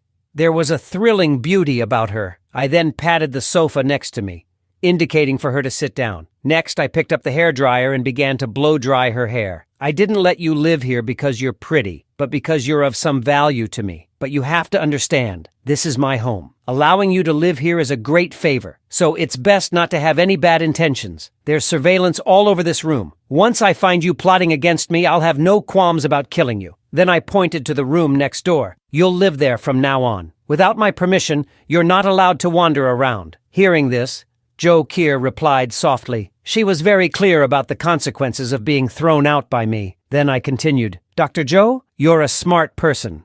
I hope you can do as you say. Of course, I won't treat you unfairly." At this point, I walked behind Joe Keir. "I'm about to reveal my biggest secret to you." Doing this was naturally to ensure Joe Keir's loyalty to me. Then I continued, "Everyone knows that the cause of this snow disaster is the gamma rays from a supernova explosion, but these rays can also cause mutations in humans. With that, I conjured a loaf of bread out of thin air. This is the superpower I gained. Different space. I can store any supplies in it." Seeing this, Joe Keir also suddenly understood. No wonder I was living such a comfortable life. I must have stored a lot of supplies in advance. Then I continued, "Dr. Joe, you're a smart person. Only by following me can you enjoy all my supplies. Will you have food to eat, hot water baths to take? Once I die, the supplies in the different space will disappear with me. So, you can only survive if I survive. Right now, I don't fully trust you. You need to exchange labor for rewards, so from now on, you'll be responsible for all the housework." Just as Joe Keir was about to agree, I interrupted her. "Besides this, what else can you offer me?" Upon hearing this, Joe Keir's cheeks suddenly turned red. Being a smart person, she naturally knew what I was talking about. The next day, I looked at the still sleeping Joe Keir with mixed feelings. Having a woman around in the apocalypse is quite nice. If I were alone, I fear I might have a mental breakdown one day. Then I knocked on the door, signaling Joe Keir to get up for breakfast. Joe Keir woke up from her sleep. This was the best sleep she'd had since the apocalypse began. Then she dressed and came into the living room. Afterwards, I smiled. "What are you waiting for? Hurry up and eat." Hearing this, Joe Keir didn't hesitate. She picked up the hamburger on the table and started eating it hungrily. Seeing my half-smiling expression, Joe Keir realized her eating manners were not good. So she sat up straight like a well-behaved child. After Joe Keir was full, I tossed her a thermal coat. This coat is a high-tech product from before the apocalypse. It can withstand temperatures down to -100 degrees. Then I gestured for Joe Keir to come out with me. Joe Keir was puzzled. "What are we going to do?" At this, I gave a cold laugh. "Obviously, we're going out to smash those icicles to pieces. Those scum, even if they're frozen into icicles, are still disgusting to look at. Of course, I mainly want to set an example." Hearing this, Joe Keir started to think, holding the baseball bat. Although these people were indirectly killed by her, she still hesitated to smash them. Before she could think too much, I made a gesture of invitation. "Dr. Joe, it's your turn to take the stage. Seeing this, Joe Kier couldn't say anything else. She immediately climbed over the balcony and went to the other side along the board. Then, she raised the baseball bat in her hand and smashed it down on the people frozen into icicles. Watching this, I took out my phone and started recording. Seeing this, Joe Kier was puzzled. "Are you recording? I want to show those dishonest guys who's in charge of this building now." At this, Joe Kier didn't hesitate and continued to swing the baseball bat in her hand. At this moment, she didn't care about her angel in white image. As long as she could survive, that's all that mattered. However, what she didn't expect was, right after I posted the video in the owners group, not only did the neighbors not blame her, they applauded her. Some even wept for joy at the sight. After all, Chen Zhenghao had been domineering here for a long time, and there were no few owners who had died at his hands. Now, seeing Chen Zhenghao get his comeuppance, they were naturally overjoyed. But before they could rejoice for long, I directly began my ascension ceremony in the owners group. From now on, this building will be under my Zhang Yi's rule, or else you'll end up like Chen Zhenghao. Then they remembered the video was posted by me, so they all started to flatter me in the group. Upon seeing the message, Fang Yuqing was the first to call me. I was surprised to get her call. I didn't expect this bitch to still be alive.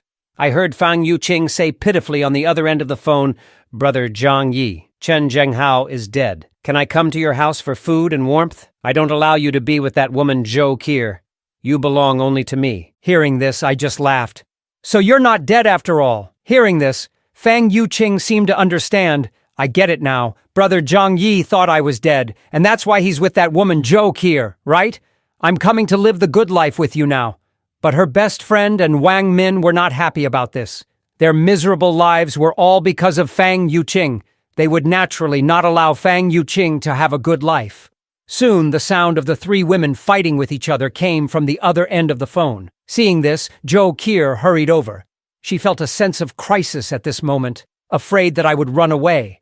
This scene suddenly gave me a wicked idea. "Fang Yuqing, in the last life, you made me turn into shit in despair. This time, it's your turn to experience despair." I slavishly followed her. For 18 years, I couldn't even become a backup option for her. In the end, after the apocalypse, I was deceived into becoming food for her. So, I immediately sent a cozy photo of Joe Kier and me to Fang Yuqing. Then I expressed regretfully, "Fang Yuqing, you're a good person, but I've found true love now. Let's not contact each other anymore. I don't want her to get the wrong idea." Upon hearing the voice message, Fang Yuqing hurriedly broke free from Wang Min to pick up her phone. After seeing the photo, she exploded. "Zhang Yi, the one who truly loves you is Fang Yuqing. Joe Kier is only with you for the food." Hearing this, I laughed. "Aren't you the same? Moreover, Joe Kier is far superior to you in every way. How could I give her up for you?" After reading the message, Fang Yuqing burst into tears. "I don't believe it. I don't believe it. You were so devoted to me before. How could you change so suddenly? It must be that bad woman Joe Kier who did something." Her best friends and Wang Min immediately began to mock her. "You self-centered white lotus, this is karma." On the other side, I asked Joe Kier, "Do you think I'm being cruel by doing this?" Joe Kier immediately leaned in. "I trust that you have your reasons for doing this." Hearing this, I also lowered my guard considerably. After all, no man can resist such an understanding and sensible woman. In a short while, Joe Kier made a table full of delicious lunch. I had just picked up an apple and taken a bite, when a message came in from the homeowners group chat. I saw the formerly arrogant Auntie Lin starting to make trouble again in the group. She claimed to have relatives in the upper echelons of the government, and threatened that everyone must hand over their food to her. Otherwise, everyone will be dealt with after the snowstorm. Seeing this message, I was taken aback. I remember Auntie Lin was the first to be looted by Chen Zhenghao. That she's still alive is truly a miracle. At that moment, Joe Kier quietly mentioned she had left some supplies when treating Lin Xiaohu, thinking that the snowstorm would pass quickly. She didn't expect the snow to last for 2.5 months. I was puzzled, logically, after so much time has passed. Even with the supplies Joe Kier left, Auntie Lin couldn't possibly have survived till now, especially when she also has a 2.5-year-old grandson. Hearing this, Joe Kier said that Lin Xiaohu died about 10 days ago due to lack of medication. Hearing this, It suddenly clicked for me. It seems that Auntie Lin has eaten her precious grandson. Zhou Qi naturally knew what I meant. Having been under Chen Zhenghao's control for 2 days, she has become quite numb to the concept of cannibalism. Just then, my phone suddenly rang. Seeing that it was Uncle Yu calling, I picked up the phone to answer and asked what was going on. On the other end, Uncle Yu looked awkward. Uncle Yu, as one of the few good people left after the apocalypse and also a martial artist, was someone I naturally wouldn't refuse. Uncle Yu hesitantly stated, Zhi Limei's daughter, Tang Bao, is running a fever, and she would like to borrow some fever-reducing medicine from me. Uncle Yu, who has been single all his life, was probably tempted by the young and attractive Zhi Limei. After being single for 40 years, how could Uncle Yu resist such temptation? So, he became the willing victim of this scheming mother. Hearing this, my expression faltered. This Zhi Limei is indeed not simple. Among all the homeowners, only Uncle Yu and I have stockpiled supplies. Yet she managed to make the most correct choice among many. But I didn't think much of it. After all, it's someone else's family matter. And this could be an opportunity to win over Uncle Yu for future use. So I smiled and said that I still have a few boxes of fever-reducing medicine and asked Uncle Yu to come pick it up later. Hearing this, Uncle Yu was overjoyed and profusely thanked me, even swearing that if I ever need his help in the future, he will do his best to assist me. At that moment, Zhou Qi leaned over and asked, Do you have a good relationship with Uncle Yu? I answered indifferently. People interact mainly for mutual benefit. Uncle Yu is a kind and honest person. Having him owe me a favor might be useful later on. Moreover, I don't want to see a retired soldier like him lose the last glimmer of his humanity in these apocalyptic times. Soon there was a knock on my door from Uncle Yu. Is little Zhang there? It's Yu Jiguang. Hearing this, I looked through the door's monitor. Unexpectedly, Zhi Limei also came along. She anxiously asked from outside the door, Our Tang Bao has a high fever. Zhang Yi, please help us. Before she even finished speaking, I tossed a box of fever-reducing medicine through the small door window. Give it to the child quickly. Don't waste any more time. Uncle Yu hurriedly picked up the medicine, then said with a look of gratitude, Zhang Yi, thank you so much. You've helped me out twice already in this apocalypse. Just then, Zhi Limei stepped forward and pleaded, Zhang Yi, do you have a heater? Could Tang Bao stay at your place for a while? We'll leave once she gets better. However, I saw through her little scheme immediately. You're probably wanting to take a mile when given an inch. So, I spoke calmly to those outside. Sorry, Miss C, these are special times, and I can't easily let outsiders in. Plus, we're almost out of coal. We're even resorting to wearing 8 down jackets each to keep warm. At that moment, Uncle Yu quickly intervened to smooth things over. Zhang Yi has already done us a big favor. Let's not make things difficult for him. However, Zhi Limei began to emotionally manipulate the situation.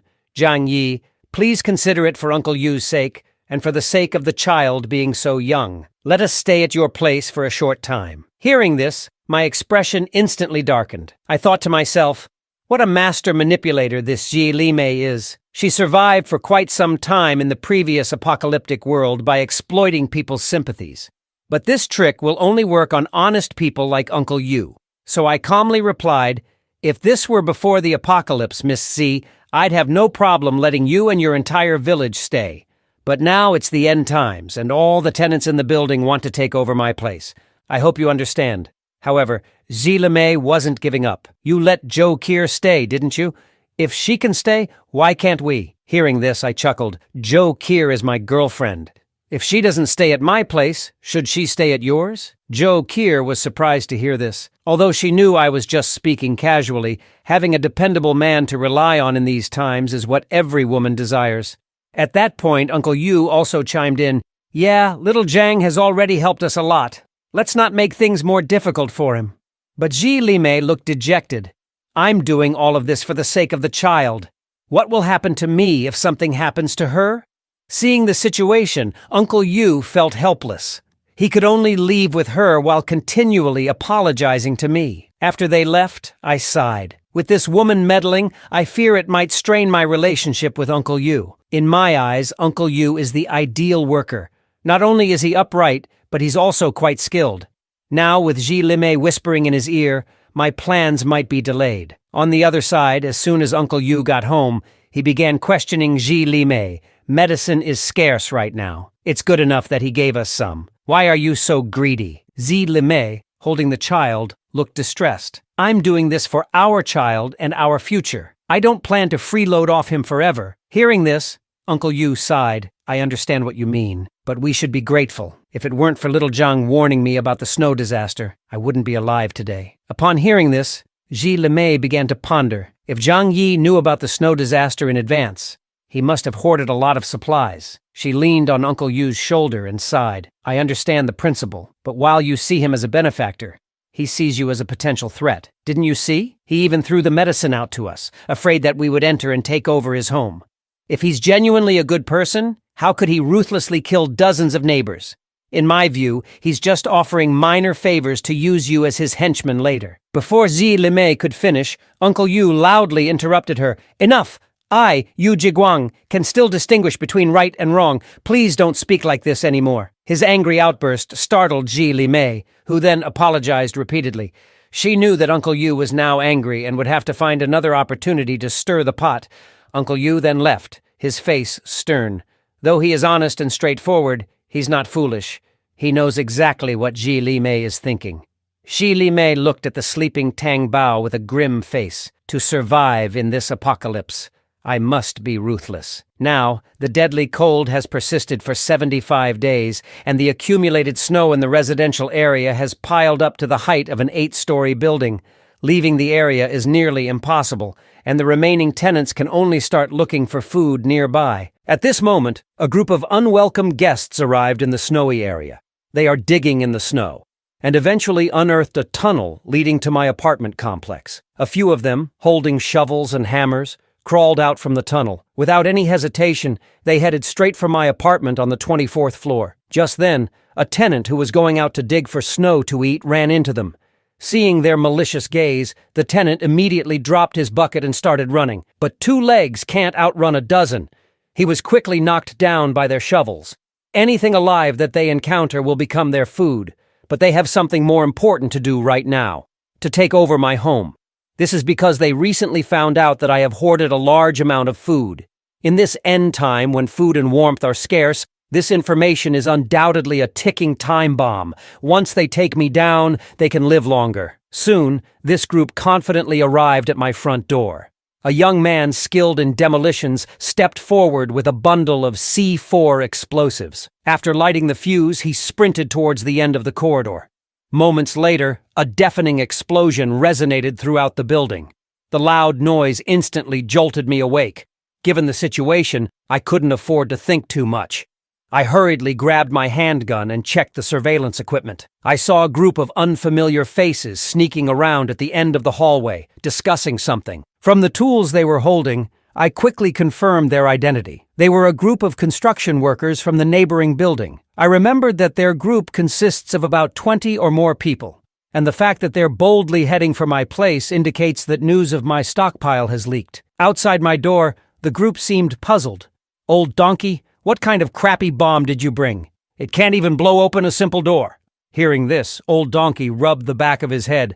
Maybe the explosives got damp, reducing their potency. Why don't we just break in? We're professionals at tearing down buildings. Seeing this unfold on my monitor, I was instantly furious. If the tiger doesn't show its might, you think I'm a sick cat, huh? I immediately took out the white phosphorus I had previously hoarded from another dimension. Quickly, I made some simple white phosphorus grenades, and along with some incendiary grenades, threw them out of the small window by the door. When white phosphorus grenades explode, they instantly generate temperatures of up to 1,000 degrees Celsius, melting objects nearby. Soon, 2 people at the door who couldn't dodge in time were instantly melted by the high heat. The fire rapidly spread throughout the corridor. Old Donkey, who was on fire, was about to shout to his companions, but the next second a bullet went straight through his head. I then picked up my handgun and fired several shots at the people outside. This scene left the team leader, Second Uncle, stunned on the spot. They had thought they could easily take over my home, but they didn't expect my house to be not only extremely secure, but also equipped with such lethal weapons. Soon, the last worker approaching my front door was shot dead by me.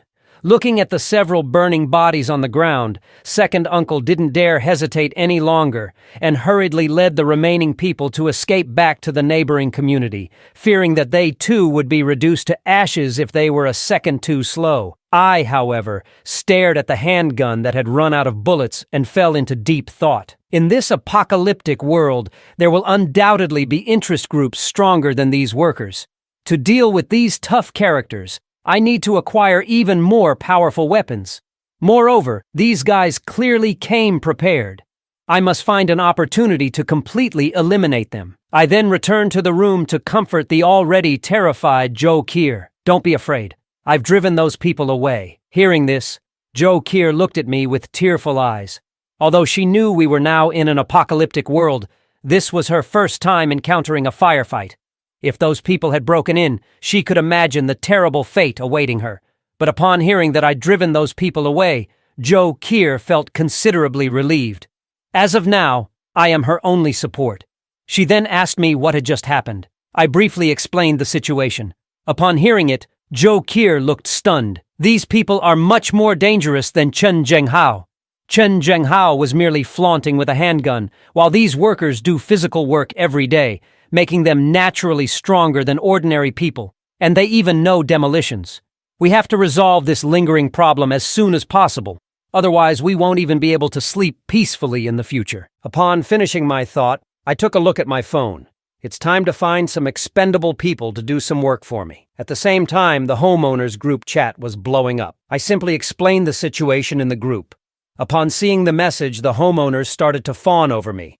Zhang Yi, you are our hero. However, I told them that my weapons were almost depleted, and everyone would have to fend for themselves. Just then, Uncle Yu called me to inquire about my situation, and mentioned he knows the leader of those workers, a man named Huang Tianfang. Under his leadership, dozens of homeowners have already been harmed in the past few days. Hearing this, an idea instantly formed in my mind. Uncle Yu, can you provide me with more details about them? That way I can discuss plans with everyone to deal with them. Uncle Yu told me that this group comes from the building next door and are part of a group called Heavenly United Gang.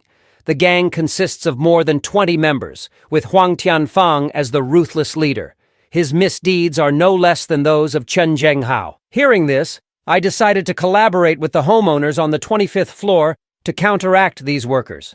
They've suffered a significant loss at my hands this time, and will definitely look for another opportunity to strike back. Unless we eliminate them, nobody will be at peace. The homeowners in my building are the sort who only respond to force, and would not easily agree to unite against external threats. What I need to do now is wait for the right moment. I then turned to Joe Kier beside me. These neighbors might show respect to me on the surface, but they'd love to tear me down behind my back. So I'll leave it to you and Uncle Yu to gather information. The sooner we understand the distribution of forces in the area, the better for our next steps. 2.5 days quickly passed. Joe Kier, dressed in work attire, listed the latest collected intelligence on a blackboard. The most significant threat right now is the Heavenly United Gang made up of workers. Since they are physically laboring workers, they are naturally stronger than ordinary people. However, the good news is that they don't have access to firearms or other highly lethal weapons. The next is the Wolf Gang from Building 21, led by 2 thugs, Wang Qiang and Xiao Lu. Their members are mostly young people in their 20s. Hearing this, I pondered. It seems that the main threats come from these 2 groups. Homeowners in the other buildings have already diminished their numbers through infighting, so they should not pose a threat to me. I then instructed Joe Kier to continue gathering information, emphasizing the importance of confirming whether they possess firearms or other weapons. On the other side, Huang Tianfang led the Heavenly United Gang back again. However, this time they didn't choose to directly attack my home, but decided to deal with the surrounding neighbors first. They said that if I don't come out, they'll eliminate all the other homeowners in Building 25. As expected, his words quickly ignited a strong reaction from all the homeowners in the building. Zhang Yi, you're the one who caused all this trouble. Why should we have to bear it? If you have any conscience left, you'd step up now. Seeing the message, I couldn't help but laugh. These people never change, do they? I replied with a smile. You guys can't resist them, so why should I go out and get myself killed? You think you're the only ones with thick skin? What does this have to do with me?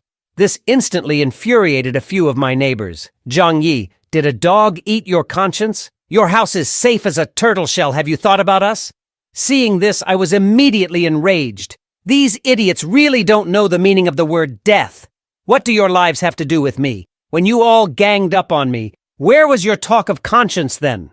You don't really think I won't take action against you, do you? Upon reading my message, several neighbors were left speechless because they knew I would really do it. They initially thought they would survive after Chen Zhenghao's death, but now a more ruthless Heavenly United gang has arrived. If things continue this way, there'll be fertilizer long before the snowstorm ends. Looking at my neighbors who were on the verge of despair, I dialed Uncle Yu with a smile. Uncle Yu, it's your turn to perform. After a long silence, Uncle Yu suddenly spoke in the group chat. Don't be afraid, everyone. The Heavenly United gang is at most 20+ people. As long as we work together, we can fend them off. Seeing the message, the homeowners suddenly saw a glimmer of hope. Uncle Yu is right. We'll all support you wholeheartedly. However, Uncle Yu then revealed that he hasn't eaten for several days.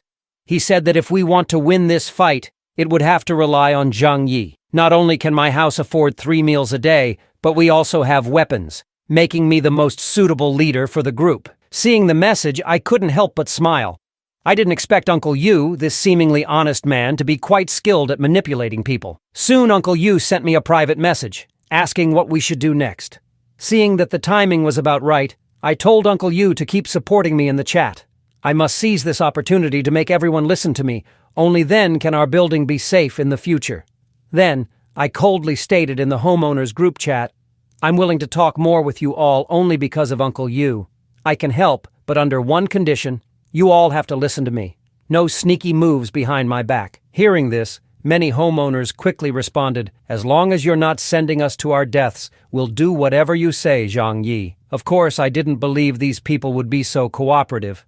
I immediately replied, I won't send you to your deaths, but I will need you to take up arms against the Heavenly United gang. Can you do that? The chat went silent. What's the difference between this and sending us to die? Seeing that no one was responding, I laughed. So you all want me to go out there and risk my life alone, is it? Joe Kier, who was standing beside me, was also speechless at these cowardly neighbors. I continued in the group chat, if that's the case, there's no need for further discussion. You can wait for the Heavenly United gang to take you out one by one. My front door is made of steel, so I'm not worried. Seeing this, Uncle Yu hurriedly supported me in the group chat. If we continue like this, we're all doomed. Instead of waiting to be slaughtered, why not fight together for a chance at survival? Hearing this, the homeowners realized the severity of the situation. Uncle Yu is right. We might as well give it our all. Seeing that all the homeowners had no objections, I immediately stated, from now on, everyone must follow my instructions. If I find out anyone is trying to sit back and reap the benefits while doing nothing, don't blame me, Zhang Yi, for being ruthless. Hearing this, everyone in the group chat started tagging the other homeowners who were playing dead. We're at a life and death crossroads now, so pretending to be dead any longer would make it real. I also know the principle of ruling with a balance of kindness and sternness. So, I continued in the chat, since you all have chosen to follow me, I won't let you down. As long as you listen to my orders, I will go out and find supplies for you. To hold the building, they need at least basic combat capabilities. And luckily, I have already prepared some snowmobiles. In this snowy apocalypse, I am the only one who can move freely throughout the city. However, the homeowners looked confused after reading the message. Won't you freeze to death looking for supplies in this extreme cold? I assured them, I know what I'm doing. As a leader, I must do something for everyone. I've been a warehouse manager for 2 years and know the locations of nearby malls and supermarkets. My own supplies are also running out, and we need to find more if we want to survive. Hearing this, many homeowners were moved to tears, saying that they had chosen the right leader. But only I know the true nature of these people. In the apocalypse, human nature is the most unpredictable. The neighbors started to treat me like a god, saying that they would follow my orders without question. However, I didn't care about their flattery. If it weren't for fighting against the Heavenly United gang, I wouldn't care whether they live or die. I can't forget the pain of being torn apart in my previous life. Joe Kier looked worried. The snowstorm has lasted so long, and the outside world is almost paralyzed. No one knows what dangers lurk outside. I put on my level 3 armor and smiled at Joe Keir. I've been wanting to go out and see for a while. Now is a good opportunity. Don't worry, there are enough supplies at home to sustain you. Joe Keir, knowing I still don't fully trust her, volunteered to go with me. I pinched her fair cheek and said, "Woman, you should stay at home and wait for your man to return." With that, I turned around and left, assuring Joe Keir that I trust her completely now. Joe Keir was touched, but within 2 seconds, I secretly moved all the remaining food and coal at home into an alternate space. Then, I went down the stairs and arrived on the 4th floor. By now, the snow had piled up as high as the 3rd and 4th floors. I only needed to open the window to step directly outside, but as soon as I landed, the snow engulfed up to my knees. Luckily, before the apocalypse, I had stashed some snowmobiles in an alternate space. Otherwise, it would be impossible to move in snow piled meters high. I looked around and found that, apart from the sound of the snowstorm, the neighborhood was utterly silent. Seeing no one spying, I took a snowmobile from my alternate space, unaware that a shadowy figure in the building above was watching every move. Riding my beloved motorcycle, I headed out of the neighborhood. I'd been cooped up at home for so long, I was starting to get cabin fever. Finally, I have a chance to breathe some fresh air. After satisfying my urge to speed, I drove the snowmobile to the Heavenly Sea City police station. The primary purpose of this trip was to find more powerful weapons. The root of all fear in this post-apocalyptic world is insufficient firepower. The station was pitch black, seemingly abandoned long ago. However, a few steps in, I discovered some frozen cops huddled in a corner. Seeing their thin clothes made me uneasy. They must have been on the night shift when the extreme cold hit, without even proper clothing. After paying my respects to these officers who once protected the city, I covered them with a white cloth. Just then, I noticed a bunch of metal behind the cloth. It was a set of keys to all the rooms in the building. My face lit up at the sight. With these keys, I can easily access the armory. After paying my respects to these heroes one last time, I began to search for the armory. Soon, a room labeled Armory appeared before me. Upon opening the door, all sorts of weapons came into view. I even found a powerful sniper rifle. After some time spent defending my safe house, my shooting skills have reached the point of unerring accuracy. With these weapons, I have nothing to fear, even if several more Heavenly United gangs show up. I stretched out my hand, sucked all the weapons in the armory into my alternate space. Next, it's time to find supplies for those sniper rifle fodder neighbors. Although my safe house can withstand various forms of artillery, it won't hold if someone blows up the building's load-bearing walls. The best approach is to use these expendable neighbors as my vanguard. The snow disaster has been ongoing for 2 months now, and the shopping centers near the residential area have surely been picked clean. So I went to a large suburban mall, now buried under snow, based on memory. I cleared away the snow on the ground with my hand, then broke the skylight and slid down a rope. Seeing all the luxury goods in the mall, I couldn't help but feel sentimental.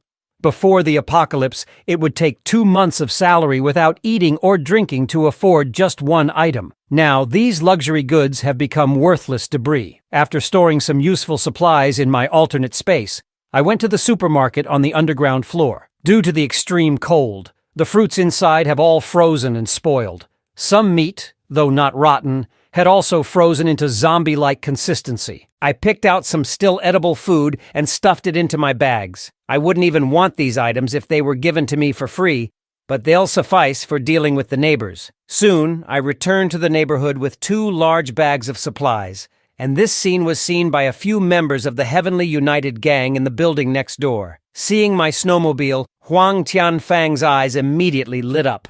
With such a vehicle, he could also easily go outside to find supplies in the future. The snowmobile's roar also attracted a crowd of neighbors, though greed was the prevalent emotion in their eyes. Uncle Yu, surprised, saw me carrying 2 large bags of supplies and said, "Little Zhang, you actually found this much in one go?" I sighed. With the snowstorm going on for so long, the local supermarkets have been emptied. Otherwise, I would have brought back even more. Despite the supplies being spoiled by the cold, it was enough to make all the neighbors drool. Seeing their eyes filled with eager anticipation, I immediately took out my handgun and warned, I went through hell and high water to find these. I hope you appreciate that." Hearing this, Uncle Yu caught on and shouted, "Zhang Yi has brought us hope for survival. Shouldn't we thank him?" After that, he led the crowd in chanting, "Long live Zhang Yi." Seeing everyone chanting my name, I knew it was time for me to make a statement. I had Joe Keir pour out all the supplies I had found, and then I looked at everyone and said sternly, "Since you've all chosen to follow me, I won't let you down. But this is the most dangerous moment, and I, Zhang Yi, will not keep idlers. If you eat these supplies, you must pick up arms against the Heavenly United Gang." Just then, members of the Heavenly United Gang arrived at our building armed and shouted, "Hand over the food, or don't blame us for being rude." Seeing this, I knew the opportunity to test these neighbors had arrived. I pointed at the Heavenly United Gang members outside and said coldly, "Anyone who can take down one of them will be rewarded with 5 people's worth of food." Hearing this, the neighbors hesitated for a moment. But seeing only 10 members of the Heavenly United Gang outside, and considering they were a group of several dozen, they felt emboldened. So the neighbors, as if injected with chicken blood, armed themselves with pots and pans and charged. Seeing this, the Heavenly United Gang members were stunned. These usually cowardly people, how come they are so brave today? Soon, both groups were fighting fiercely in the snow. For the sake of food, everyone was seeing red. And even if they were injured multiple times, they felt no pain. This was exactly what I wanted to see. I'm no saint, but if these neighbors are willing to fight for their lives, I certainly won't hesitate to provide them food. At this point, Uncle Yu shouted, "Everyone, let's go! They are not in the majority and can't hold on for long." With the addition of Uncle Yu, a retired soldier, the battle quickly turned one-sided. Seeing they were no match, the remaining Heavenly United Gang members fled towards their building without looking back. Witnessing this, all the neighbors picked up their weapons and cheered. This was their first victory fought for their own survival. Joe Keir sighed at the sight of it all. Though we won, many people were severely injured, and without professional equipment and medication, they likely won't survive for long. Moments later, I gathered all the neighbors in the building's lobby. "You all did very well. As you've seen, this is the power of unity. As long as we work together, even the apocalypse may not be insurmountable." I then turned to the 2 young individuals who performed the best in the battle. "You both did extremely well. Keep up this momentum moving forward." I then handed them 2 portions of food. Seeing this, they were so moved that they burst into tears, finally able to eat a full meal in this apocalyptic world. The rest of the neighbors were filled with regret, wishing they had given it their all. This was exactly the kind of attitude I wanted to see, so that everyone would fight against external enemies without holding back. I then gestured broadly, calling the remaining people one by one to receive today's food. The neighbors who received less food were filled with regret, wishing they had contributed more earlier. Soon it was the turn of Shu Hao, a wealthy second-generation individual, to collect his food. I tossed him a small piece of candy. "This is your food for today." Seeing that others had at least a piece of biscuit, and he only had a candy, he immediately roared, "This is not fair! Why do I get so little food?" I responded coldly, "You have the audacity to complain?" Others were fighting on the front lines, and you were merely shouting slogans from the back. Giving you a candy is already being extraordinarily generous. I hope you appreciate what you have. Hearing this, the neighbors who received less food felt a lot better. At least they weren't at the bottom. Who would have thought that Shu Hao would try to argue at this point, saying, "There were so many people fighting, I couldn't even find a way to get in." I just laughed. I only care about results, not the process. If you couldn't find a way in, that's on you. Hearing this, Shu Hao became furious. "This is unfair, unfair. You're clearly targeting me." As soon as his words fell, I gestured for 2 neighbors to restrain him. "Who do you think you are to talk about fairness with me?" The woman next door in her 40s managed to get in and throw a few punches. And here you are, a man in your 30s telling me you couldn't find a way in? After saying this, I pointed a gun directly at Shu Hao, asking everyone, what should we do with someone so undisciplined and disobedient? Hearing this, the 2 neighbors holding Shu Hao gave him a solid beating. I then turned to all the neighbors and yelled, "If anyone thinks I'm being overbearing, feel free to go find your own food. I, Zhang Yi, will not bother you." Seeing no objections, I clapped my hands. "Very good. I hope everyone will follow the arrangements from now on. But Shu Hao, accustomed to being arrogant and domineering, was still not convinced. Zhang Yi, don't push people too far. His words had barely left his mouth when I stepped on his right hand. Shu Hao, face the reality. We're in a post-apocalyptic world now. You can't go back to your cushy life. I, Zhang Yi, won't support a waste like you who's only good for eating. I hope everyone takes this as a warning. I then asked Zhou Kier to collect the remaining food to be distributed later. But just then, a voice sounded from behind the crowd. Brother Zhang Yi, I haven't received any food yet. Fang Yuqing and her best friend pushed their way through the crowd. Brother Zhang Yi treats me the best. You definitely didn't forget about Fang Yuqing, right? Hearing this, I couldn't help but laugh. Of course, I haven't forgotten about you two, because there was never any food allocated for you two in the first place. Upon hearing this, Fang Yuqing burst into tears. Brother Zhang Yi, aren't you most fond of me? But I pushed her away with one hand. I was just speaking casually. You didn't take it seriously, did you? Besides, I already have a girlfriend now. You don't think you're better than my Zhou Kier, do you? Please stop bothering me from now on. Zhou Kier naturally came over and acted affectionately with me. Seeing this, Fang Yuqing cried even harder. This can't be. You've been fawning over me for years. How can you go back on your word like this? At that, I just laughed. Before the apocalypse, you thought your looks could bait a whole Pacific Ocean of fish. But now we're in the post-apocalyptic world. How many packs of instant noodles do you think your face is worth? At this point, Shu Hao, who was lying on the ground, chimed in. This stinking woman wanted to reel me in before the apocalypse. Good thing I'm a smart, rich second generation. Hearing this, the surrounding neighbors started gossiping. Who would have thought this seemingly innocent white lotus was actually a siren of the Pacific? Seeing the situation, Fang Yuqing tried to silence everyone, but no one paid any attention to her. Left with no choice, she yelled and ran away. I then rewarded the sensible Shu Hao with another candy. After that, I began to arrange the building's defense. Excluding the children who had no fighting capacity, we still had 47 people in Building 25. So I decided that aside from me, Zhou Kier, and the couple Uncle Yu, the others would be divided into 6 small groups, each with 7 to 8 people, on 25-hour shifts to guard against attacks from other buildings. If anything happens, everyone will hit the stair railing or other metal objects to alert everyone. The same incentives for killing enemies still apply. Whoever kills an outsider gets enough food for 5 people. Of course, those who want to slack off during their shifts will only get leftover food. After saying this, I patted Uncle Yu on the shoulder. As a military veteran, you're the most suitable person to arrange all of this. 2 days passed in a flash, and the Heavenly United Gang didn't seem to be in a hurry to attack. Zhou Kier looked worried about the 2 days of peace. Strange occurrences always mean trouble. Meanwhile, I was on my tablet learning about various ways to use firearms. The heavy snow had trapped the city, and the lower buildings were already covered in snow. At this rate, even if the heavy snow stops, it would take 2.5 months for the snow to melt. And in this post-apocalyptic world, human hearts are always more frightening than natural disasters. I then took out the firearms I'd obtained from the armory, through the pocket dimension. Human hearts may be frightening, but as long as I have enough firepower, I'm not afraid of any number of enemies. And it even has an 8-power scope for observing the situation in the community. Then I took the sniper rifle to the balcony, ready to practice my rusty shooting skills. But at that moment, 2 figures appeared in my 8-power scope. Seeing this, a cold smile appeared on my lips. The Heavenly United Gang's bastards finally couldn't help themselves.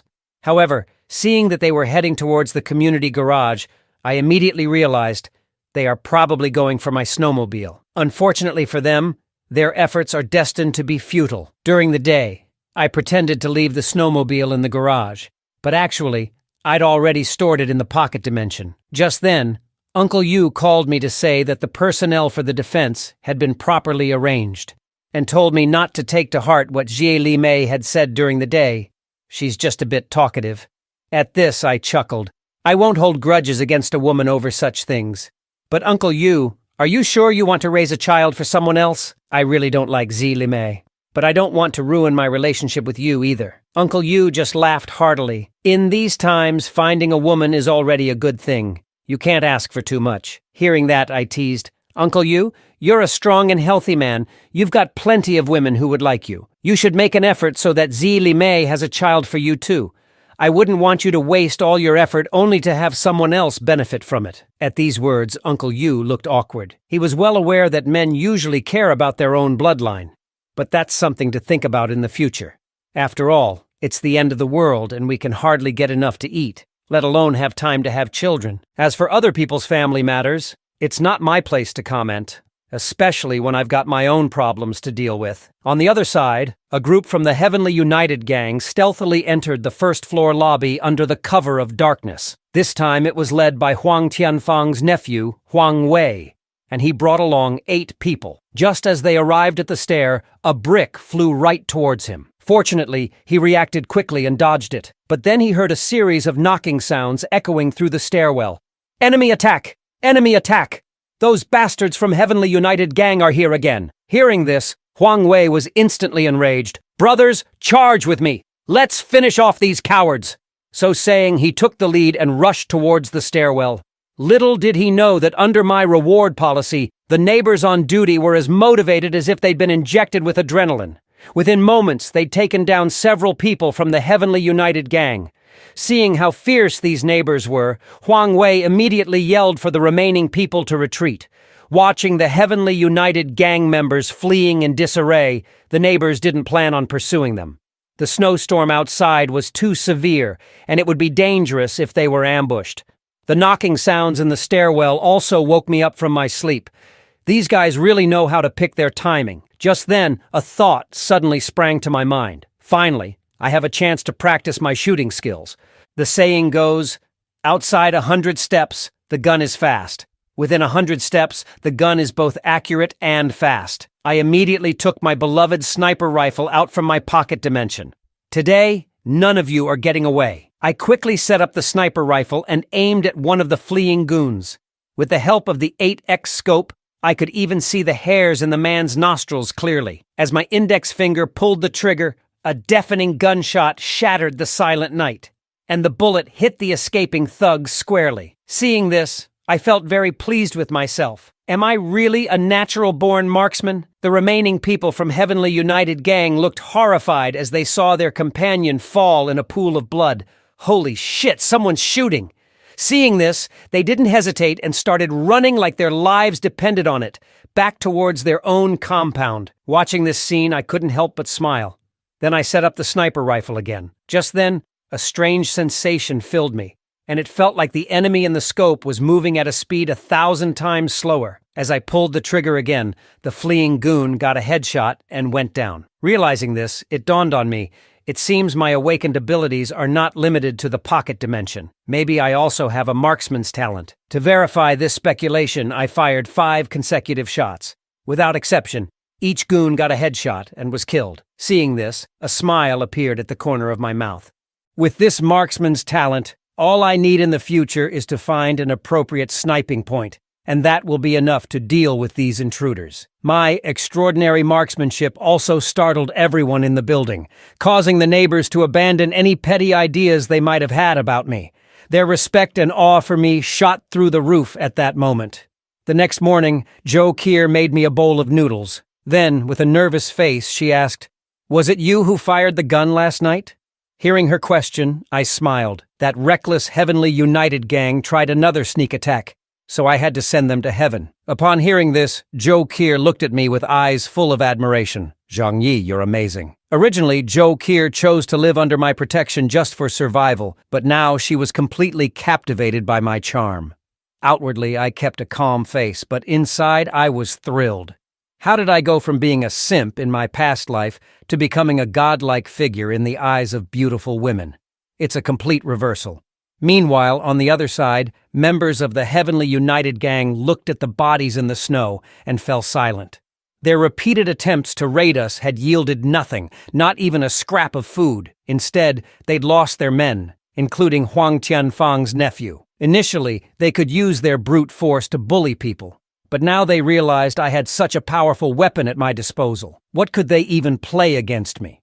Moreover, given their current situation, they would soon starve if they couldn't get any food. Thinking this, Huang Tianfang hardened his heart, ordering his men to bring back the bodies of Huang Wei and the others. This way they could prolong their survival for a little longer. On the other side, I was patrolling the building and checking on the neighbors on duty, as usual. After last night's events, everyone's attitude towards me had turned into genuine awe. They were very clear that under my leadership, they could survive longer in this post-apocalyptic world. Then I rode my beloved snowmobile and left the community again. Not long ago, Uncle Yu had provided me with the location of a nearby army camp. After asking him to take good care of the people in the base, I headed towards the army camp's location. This scene was witnessed by the Wolf Gang from Building 21. What puzzled them was where I had hidden the snowmobile, because earlier they had turned the entire underground garage upside down, but found nothing. If they had a snowmobile, they could freely go on shopping sprees in various malls. With more supplies, they could expand their territory and recruit more people, becoming local warlords in this apocalyptic world. On the side, Xiao Lu nodded in agreement. In troubled times, heroes emerge. Now is the perfect time for us brothers to take the throne. Thinking of this, Wang Qiang's eyes were bloodshot. We must get our hands on that snowmobile. On the other hand, I rode my snowmobile, galloping through the snow. Before going to the army camp, I decided to first scavenge the materials around the city. Heavy snow had been falling for 3 months now, and some small shops were already buried. To get supplies, I could only look for a few independent large supermarkets in the city. Then I remembered the Walmart South warehouse where I used to work. Though the largest warehouse had been emptied by me before the apocalypse, there were still several smaller ones nearby, which were sure to have useful supplies. Soon, I drove to Walmart's South warehouse. Products from hundreds of groups throughout Heavenly Sea City were concentrated here. If I took all the supplies back, it would be enough to sustain thousands of people. However, when I broke the skylight, I discovered that most of the supplies had already been moved before the snow disaster. Still, I went down through the skylight to see if there was anything left. Quickly, I found several heavy-duty trucks and a bunch of luxury sports cars inside. Although they seemed useless now, who knows if they might come in handy for showing off later. Then, I went on to scavenge some useful supplies from a few other warehouses. Afterward, I drove to the gas station. I definitely need to use the snowmobile as my daily means of transportation, so I may not have enough fuel in the future. To my surprise, the gas station was so covered in snow that only a signpost remained visible. This is problematic. If only I had an excavator right now.